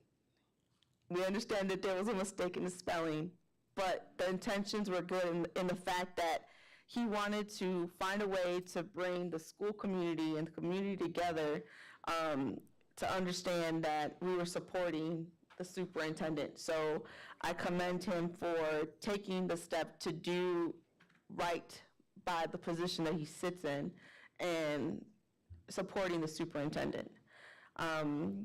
I also wanted to bring out, just ask for an executive session like tomorrow. Well, you really had to do it in 2 days, but the reason why I say that is because there's a lot of things that are still pending. One being Carrie Gosh. Second would be all the pending individuals who possibly will leave and not leave the beginning of the school year. So I would like to just hear where we're at, as well as there's a lot of lingering things. I would like to see the school district, the school buildings inviting for children on the first day of school. How about some flowers when I walk in the first day of school? How it looks on the outside is important. And you don't have to buy them from me. I'm just saying, we just want something to look good. Also, I have to shout out a couple of items that are going on in the city for our kids. So first, we have the car wash for the cheerleaders, and they had one last weekend, but they have it again on July 21st and the 21st and 28th still, and that's from 10 a.m. to 2 p.m., and it's at the Central High School between the tennis courts as well as the school building. So please go over there and support them. There's still enough time to sign up for the the basketball camp through Parks and Recreation. It's the week of July 24, 28, and that's at 10 a.m. at the Unity Center. If you're interested in signing up, you come to the Park Department and sign up, and it's free to East Chicago residents. So please make sure to have come and sign up. East Chicago coaches are the ones that are actually doing the camp. So, and finally, the East Chicago Police Department is hosting their Night Out Against Crime on August 1st, and that's going to be at the lakefront. So bring your kids out. They usually do bicycles and other raffles for kids. So it's a good place to come out and interact with our police officers. They do demonstrations with the dogs, so just so you can get to know them. And if I don't shout out to the Wild Fest on June 30th, I'm gonna get yelled at by Pastor Kelly. So June 30th, July 30th. Back to school. Oh, yeah, and then. So the back to school run, July 30th for the Wild Fest, and then there's our back to school drive also on August 5th. Yes. So that's at Central High School. Sorry. Yeah, you guys got to give them to me ahead of time. And finally, I just want to say thank you to our community for continuing to come. What happened tonight is definitely because of you guys. That's the mic drop. Trustee Gomez? Thank you, Mr. President. I was just going to make mention to Ms. Randolph. Thank you for the work you've been doing for us. I know the board chair felt that we should table that item. I felt that we should move forward with it. You're very welcome. One thing I would like to ask, though, I know you mentioned that you had submitted previous reports to the superintendent. The board never received those. So if you don't mind, if it's possible, if you could just give us an update of the last few months of what you've been doing. Again, I know you do a lot of work out there for us, so I appreciate that effort that you do. And to Dr. Mitchell, I know you've got a lot of work in front of you. My classmate, both my high school and college classmate, just retired as Superintendent, Diocese of Gary for 7 years, Dr. Joe Makrovich. I'll spell that for you. It's MAJCHROWICZ. I'd like to send him a letter thanking him for helping our kids, because those kids are our kids too. But Dr. Mitchell, Dr. Joe has offered his services, anything he can do to help you out. He said he would be available, and I could share that number with you after the board meeting. I'd like to thank you really for the efforts that you made. I remember you standing at the podium and saying basically you'll do whatever you can to help the school district. And that reminded me of the other Dr. Joe comment that he one time said that nature abhors a vacuum. So if there's a vacuum in leadership, generally that's when the board rushes in and begins micromanaging the superintendent. I don't want to micromanage you. I want you to exhibit your leadership and moving this district forward. So thank you very much for accepting this role. That concludes my remarks. Thank you, Trustee Gomez. You're welcome. Thank you. I just want to say, and this will be quick, again, congratulations, Dr. Mitchell, for this, for being our interim superintendent. One of the things that I've noticed about Dr. Mitchell is that he's definitely a person that would not take a step unless he's told to, in terms of the rules and the regulations that are in this policy, right? But I had an opportunity to speak with him, and one thing I noticed about him is that when it came to problems or with the district or any concerns that he may have, from him and I having a conversation on, I believe it was Thursday or Friday, he took care of it within a matter of days. And he basically gave me the whole overview of how he took care of it. So I did call him also on Saturday, I guess a weekend. I know he's with his family, so I did appreciate him calling me back. And I just wanted to let him know that as a board member, we basically elevate over hundreds of kids every year to that next level of their lives, right? We have this huge commencement, which we celebrate with the families and friends. I see that Dr. Mitchell mentioned something earlier today that's going to elevate him to the next level of his life. And me being board president, I will not be the human being to stop him from elevating his life to that next level. So as it pertains to your interim status, I believe not only has the contract been approved, but if there's anything I can do, I think you mentioned that the board president can actually move you to that next level of your life. And we had this conversation. I said, hey, I'm there for you. So this is going to be great in terms of developing these type of relationships and working with not only the parents, the students, and administrators, but more importantly for the kids. And I do appreciate everyone again for coming.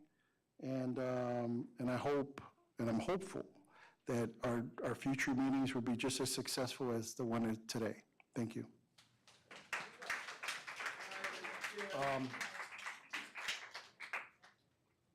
Our next date and time is Monday, August 7th. Oh, I'm sorry, public forum. Attorney Harris. Yes, if you could, please, when you step to the podium, state your name and your address. Your comments will be limited to 3 minutes. Please be respectful of the rest of the audience as here, the board and the staff. Thank you.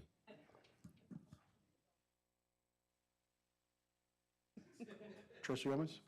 Thank you, Mr. President. The first speaker will be Linda Randolph, followed by Pastor Kelly.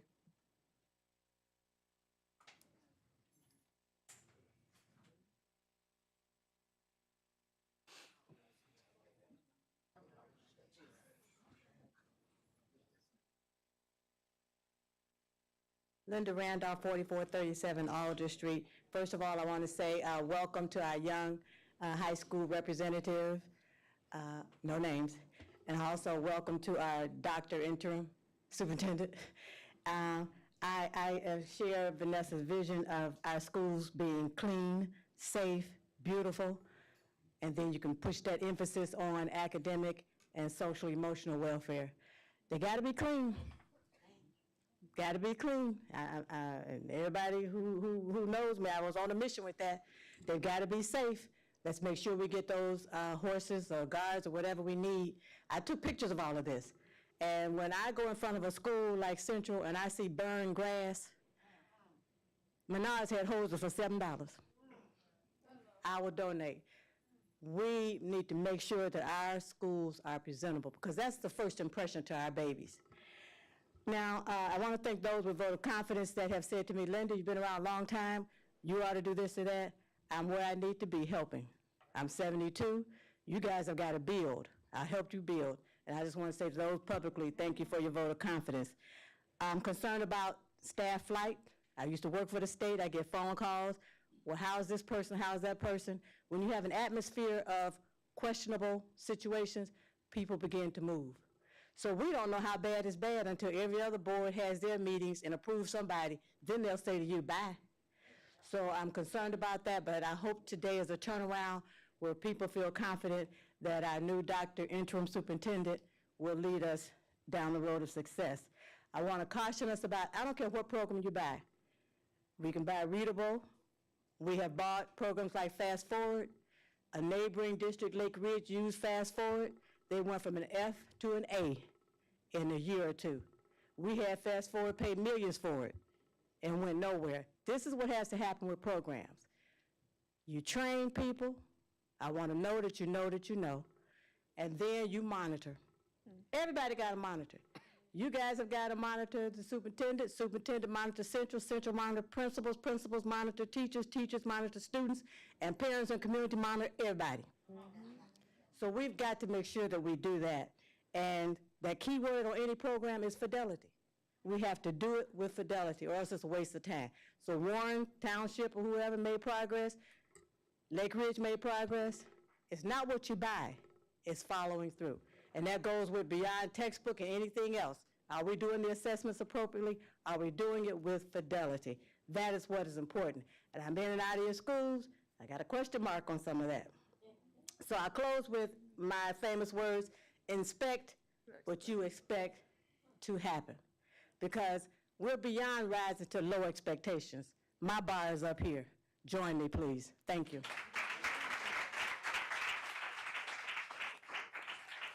Pastor Kelly, and then Gilda Orange.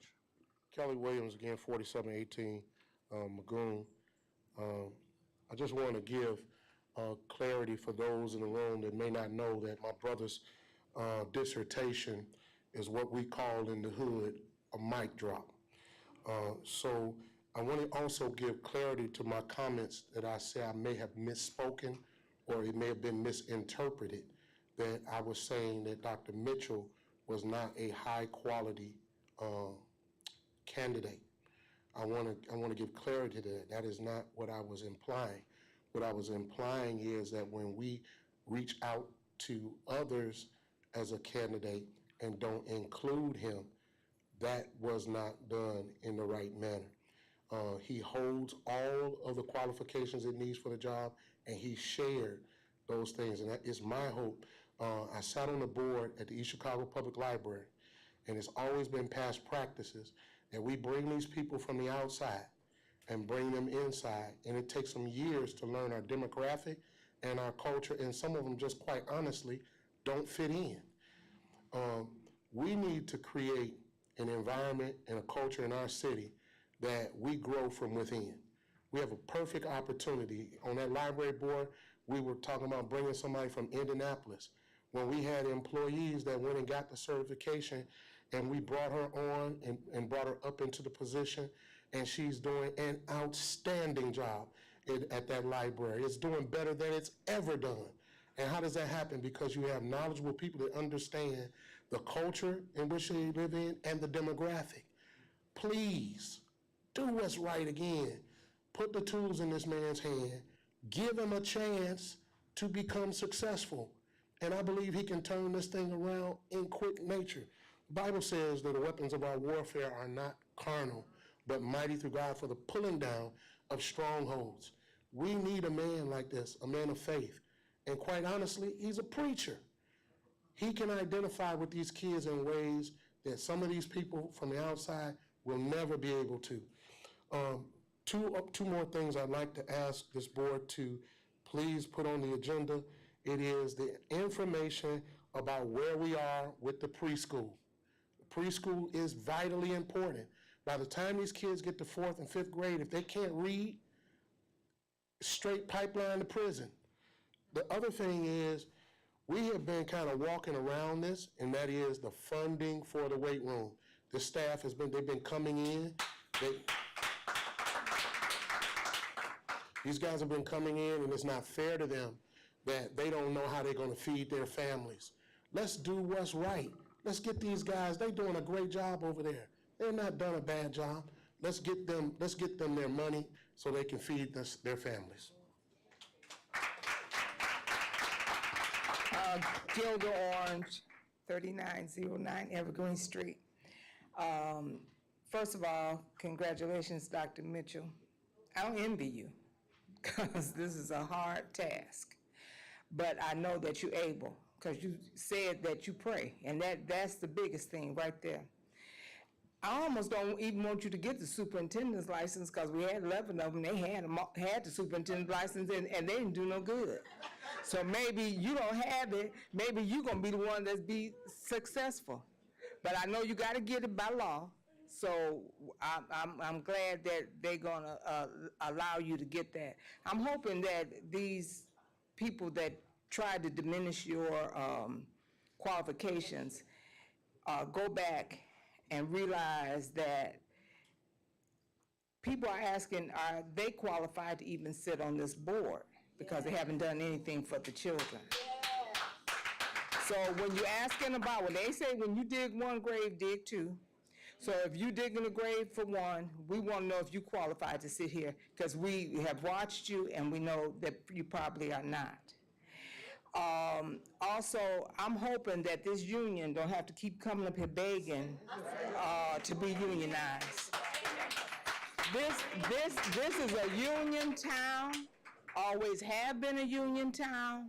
They're not asking for much, and they do our kids a great service. So please, Dr. Mitchell, in your position, help these people. And I wish you all the good luck, and if there's anything that I can help you with, I'm on board.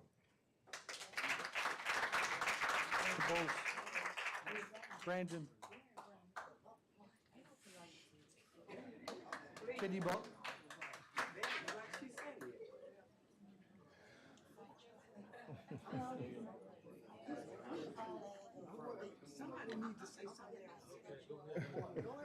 How you doing?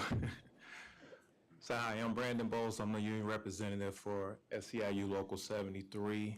Good evening to President Rodriguez and the board trustees. SEIU Local 73 also recognized the new interim superintendent, Dr. Mitchell, as he's been a big part of what's been going on. And we have high hopes that this movement and leadership will result in a positive change with the future members. We are present today, and we're going to be present at the next meeting as we await to see our issues on the next agenda. So what's important is that we continue the progress made towards recognizing our union. We cannot let this moment pass. We matter. We deserve to be recognized. We deserve to be unionized, and we are looking forward to the new group of leadership and hopes that can do quickly what the past leaders could and would not do. Thank you.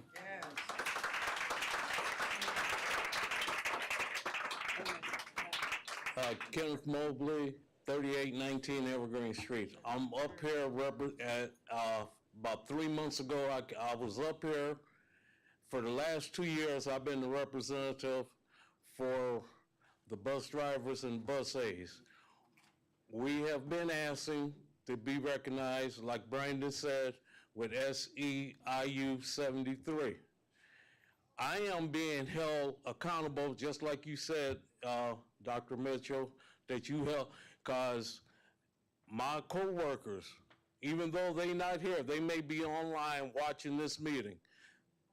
Every time the next day during the week between this meeting and your next board meeting, they ask me why we haven't been put on the agenda. It's time. We did our job. We voted democratically. The majority said they wanted to be representative by SEIU 73. Now it's your job as the board to get a resolution on the board agenda, because school starts in a month. When I was up here the last time, I asked that it get passed so we could have negotiations before school start, so everybody that's a bus driver and a bus aide would know what's in the contract, how many hours, and anything else. We would like to meet, set up a meeting with you, Dr. Mitchell, so we can get the ball rolling. Because we only got 4 weeks from today, school starts. And your next meeting's a week before school start on August the 7th. We need to get our recognized and get a contract going. Thank you. Next speaker is Jesse Quiroga, followed by Sean Hillier. Okay, well, I just wanted to say something real quick on behalf of security, because there's nobody, we're definitely all here for each other. But I want to speak on behalf of security that, like I said, we are still waiting with the bus drivers as well as security for an answer. Because like I said, not only are we low paid in security, we don't even get to apply for unemployment when we're out. So we're out here trying to get other jobs to survive until school starts back, and that's not fair. And if we have a union, we can fight for that and fight for getting paid while we're out. If we don't get summer school, That's the only thing we look forward to, and that's only for a month.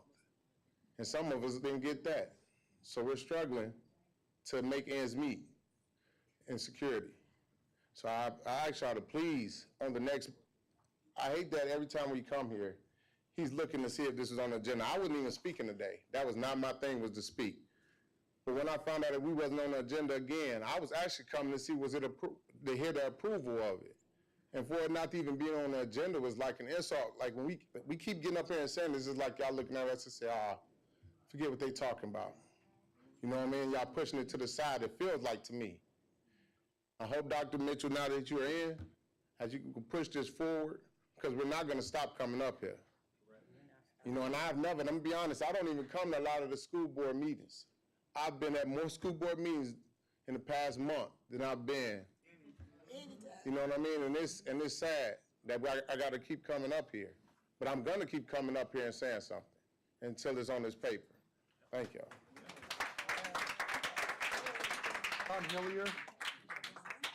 Sean Hillier. If we do not support our support staff, then we are teaching our children that we should operate in a classist mindset.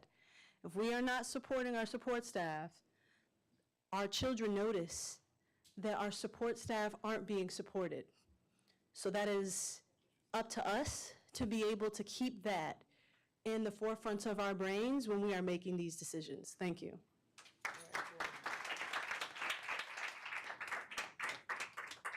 Sean Hillier, 3148 Duluth Street. First off, it's really nice to see things going towards a positive direction now. And something one of you trustees said was that, we have a lot of good people working in the district, and they're kind of in limbo where it's, am I still going to have a job or not, and what I have to do stuff for my family. And like, you got people wondering where they're going to be, right? And that's still happening with people that were employed at the fitness center. And the work they do, once again, is invaluable to not just the coaches, but for the students, for the community members. I mean, they take care of our community, and the least we could do is take care of them. They need that job security. They need to know, what's going to happen, And I know it's a complicated situation. I'm sure you're not completely in control of what happens with that, but please, please, do everything you can to make that happen, because it's so important, And a couple years back, we lost our athletic trainer, who, for me, was the best athletic trainer I've worked with. I mean, he went above and beyond, cared about the kids, did everything, above and beyond, and I know everyone misses him being there. I know the coaches miss him being there because he helped so much. And he even helped in the fitness center, So I don't want to see things like that continue to happen, for us to continue to lose people that do so much for this community and for the school district. And just please keep looking into that and get that expedited if you can. And that's all. Thank you. Catherine Thomas and Reverend Wade, after Ms. Thomas. Oh, after Reverend Wade? You go. My name is Catherine Thomas. I live at 3822 Hemlock Street. And it's, I've been in this city for over 40 years now. And I can say I am honored to be standing here today witnessing, just looking at a young man who I saw as a kid, who I was a friend of his family, his mother, and his sister was my daughter's best friend. And now he's sitting in this room as the interim superintendent, Dr. Mitchell. This is a great honor, because with this man's background, why would he want to come back to East Chicago? I have a son who graduated from Central, graduated cum laude, or whatever Gilda says, she can't pronounce it, who refused. He's a scientist. He refused. He said, Mama, Marlon got to be crazy, want to go back to East Chicago and live there. It's too much politics there. Hello. But God, like he said, this is a plan. I watched all the last few superintendents that you guys had. I'm not gonna call their name, but not one of them I felt could bring this school back where it needs to be. And from looking at, going to some of the little seminars, the school system started failing in 2007. So this hasn't just started before COVID. This started a long time ago. But as Ms. Randolph say, you can bring all the programs here, but if you're not training the people with the programs, what's gonna happen? Community in School been around years. Northwest Indiana Community Action, they got resources that you can use. Gymnasts have resources that you can use. There's so many things. Schools, you only got 1 or 2 social workers. They can't do that. But you got all this government money sitting right here in Lake County that you can partner with these organizations and they can help bring these schools back. I used to come in and talk about those things, but it seemed like nobody listened. That's why I say now I'm praying that everybody up there now will start listening. It's gonna take case management, it's gonna take everything. You need all of that in school because the case manager, I was certified as a family development specialist. My job was to go into that household and find out why Johnny can't read, why Johnny having problems. But the teacher, she can't do that.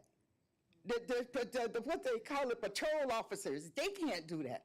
You got to get other people and partner with these places to bring in some progress to the school. And so I salute you. Dr. Mitchell, I am so happy. And as they say, to God be the glory. That's why you're sitting there.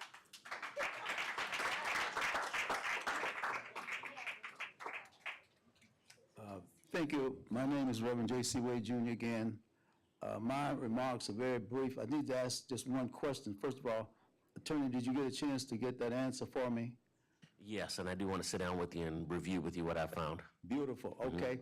Because my remarks are based upon my question, and my question was about praying in school and at school. And we have a number of pastors and members and community leaders have been praying at our school. The Bible says, and I want to tell Dr. Mitchell, congratulations. And being a pastor, preacher, you know that the Bible says, this kind comes by prayer and fasting. And we're going to be praying for you. I would like the board to give me an information about when is the starting date for school, because we will be out there on the first day of school praying that God will get the glory out of what we say and do, that God will give leadership not only to Dr. Mitchell, but to this board, to our young people, that the blood will cover them. We want them kept by the power of God, by the Holy Spirit to be guided, and we're going to be praying to that end. And we'll be doing throughout the year, every Monday. And I want the board to support us. I want to see some of the board members out there along. I've seen some of them. I can't call a name, so I can't tell who've been out there. But I'd like to see the board really put on your website, put on wherever it is, and really help to encourage people. And I want the community to come to the board meeting. Let's come and pray. Prayer is the key. If you want God to change things around and things to change, it's going to take God. And it's going to take prayer. I pastored one church for 45 years. I know one thing, that not only will prayer change things, prayer will change people.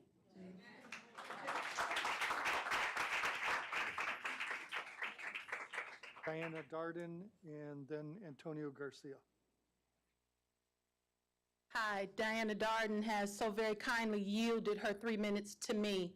My name is Sherry Adams. I am at 443 East Chicago Avenue, apartment 204. You're more than welcome to ring my buzzer. Please ring it. I am here to talk about some situations that you all may not be aware of that's going on at that fitness center. And as someone just spoke up and said, I know that some of what you all are responsible for is limited, but that doesn't mean you shouldn't be aware of everything that's going on concerning the school, city, and these children. That's supposed to be what these meetings are about, so let's do just that. I've been going there for over 6 years now, have gotten to know and have become extremely fond of Jerome and Isaiah. I call them my brothers in Christ. And so while tears are flowing in support of teachers who deserve it, in support of principals who deserve it, my tears flow for these 2 young brothers who's lost their jobs. The people, the members that are going to the fitness center are being told, oh no, they didn't lose their jobs, it's just a grant and it's run out. Well, here's my next question to that. Who allowed that grant to run out? Because to me, I've never written a grant before in my life, but to me, it's grant writing 101. That first, you look to see how much money there is that you're pursuing. The second thing you do is see when that date is ending for that grant and if it's applicable for it to be reapplied for. And if so, you do that in a timely manner so that money keeps flowing. So whosever responsibility that was, excuse me, let me just pardon me. So whosever responsibility that was to see to it that that grant was resubmitted and done in a timely manner and didn't do it, shame on you, because you've cost these men their jobs. I went there Wednesday of last week. Didn't see either one of their cars because I look for them when I come to that gym. They're the only reason I continue to come there. In 2018, I was facing an extremely serious surgery. Never been sick a day in my life since my mother gave birth to me. And I was terrified, Pastor. But I thought, let me go to this gym and see if I can pray it away. When I walked through the door, those two men knew that it was something wrong with me, Pastor Wade. And they said, come on, Miss Sherry, come with us. The two of those men took me in that office, Jerome and Isaiah, and they prayed with me, Pastor Wade, and I told them what my upcoming dilemma was. And they let me know it was going to be okay, and they would pray for me during that surgery. I know these men. I know their hearts. I'm up there and have been there for over 6 years. I see the work that they do. You all say don't call names. I'm finna call them now, and I'm gonna call out names because I have written documentation of dates and times. I think it was Miss Orange, the senior, who said you all are violating people's right to free speech. So I'm gonna exercise mine today. Thursday, the 17th of July of 2023, I'm preparing to get on that elliptical and do that hour.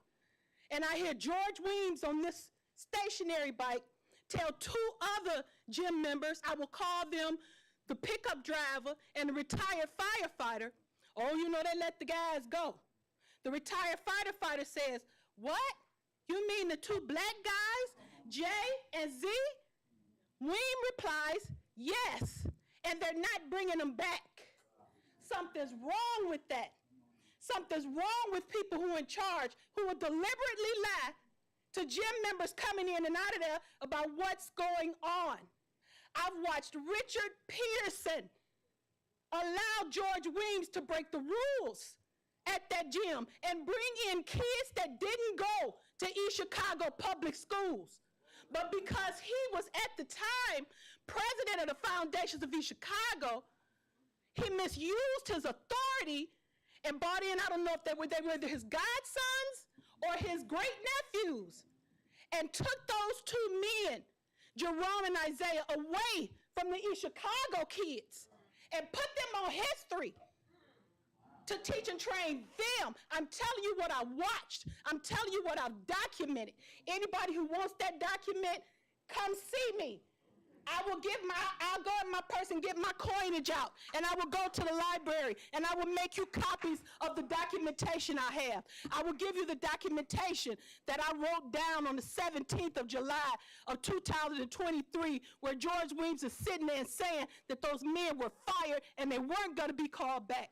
How can anybody deliberately cut the legs out from up under somebody who's doing an awesome job at what they do? The kids love them. The members that come through there love them. They do their jobs. Why is that not enough? If the grant ran out, you find the money from somewhere else, but you don't keep these men from paying their mortgages. You don't keep them from feeding their children. You don't keep them from keeping their water on. Ma'am, your time's up. It's absurd. Thank you. Antonio Garcia.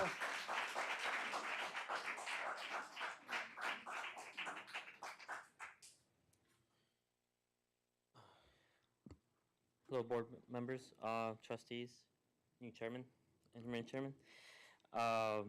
My name is Antonio Garcia. I reside in 4120 Hemlock Street. Ladies and gentlemen, thank you for allowing me a few minutes to address this important issue. I'm a real estate investor in East Chicago. I graduated from Central High School in 2012, and I stand here before you today to advocate for the reinstatement of 2 trainers who were recently let go of our fitness center. These individuals have been an integral part of our community for the past 2 decades, and their sudden dismissal due to pay cuts is both unjust and unfair. And we're talking about Jay Buchanan and Isaiah Smith. These trainers have dedicated themselves to the well-being of our residents, not just fitness instructors, but also mentors and role models. They have played a crucial in supporting the youth of our city, providing guidance, encouragement, and sense of community to those who need it the most. Their impact reaches far beyond the gym as they help instill important values such as discipline, self-confidence, and a healthy lifestyle for young residents like myself. Firing these trainers solely because of the city no longer wishes to pay them or whatever reason, I'm not too sure, I'm not in all the politics.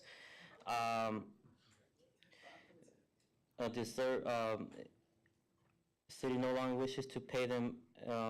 It's a disservice not only to them, but also to the entire community. We should not undervalue the loyalty, experience, and commitment they have demonstrated over these past years. By terminating their employment, we risk losing valuable assets that cannot easily be replaced.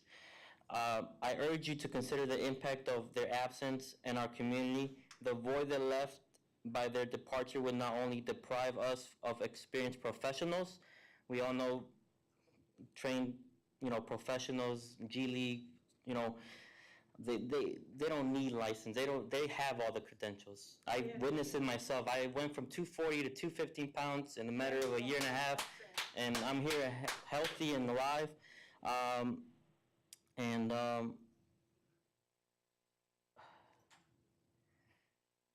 And I urge you to consider the impact of their absence to avoid their left departure to private experienced professionals, but only diminish the positive environment they help foster within our gym.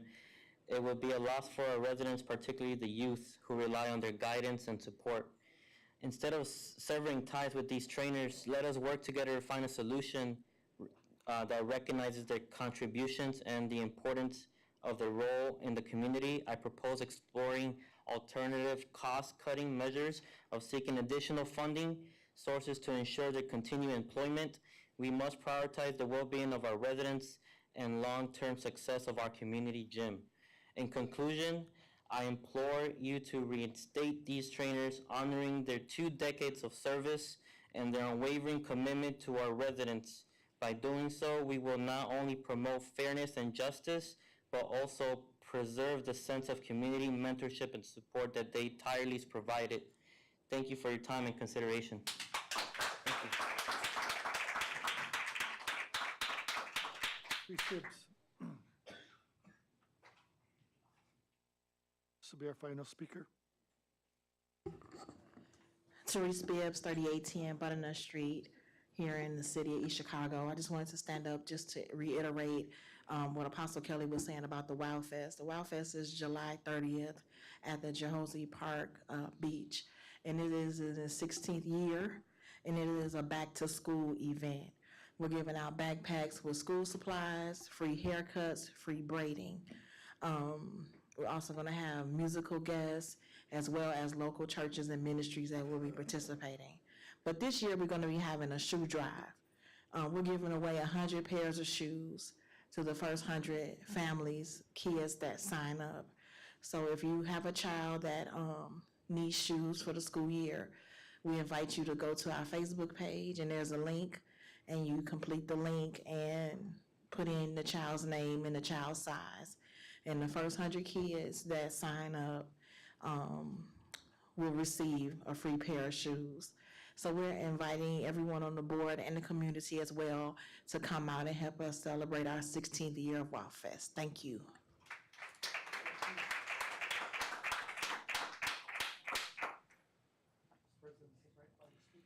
Okay. Our next date and time of the meeting is Monday, August 7th, 2023. Do I hear a motion to adjourn? Chairman, make a motion to adjourn. Trustee Hernandez Orange makes a motion to adjourn. I'll second that motion. Madam Secretary, roll call. Trustee Gomez. Yes. Trustee Smith. Trustee Hernandez Orange. Yes. Trustee Rodriguez. Yes. We are adjourned. Thank you very Chairman much for Rodriguez. coming.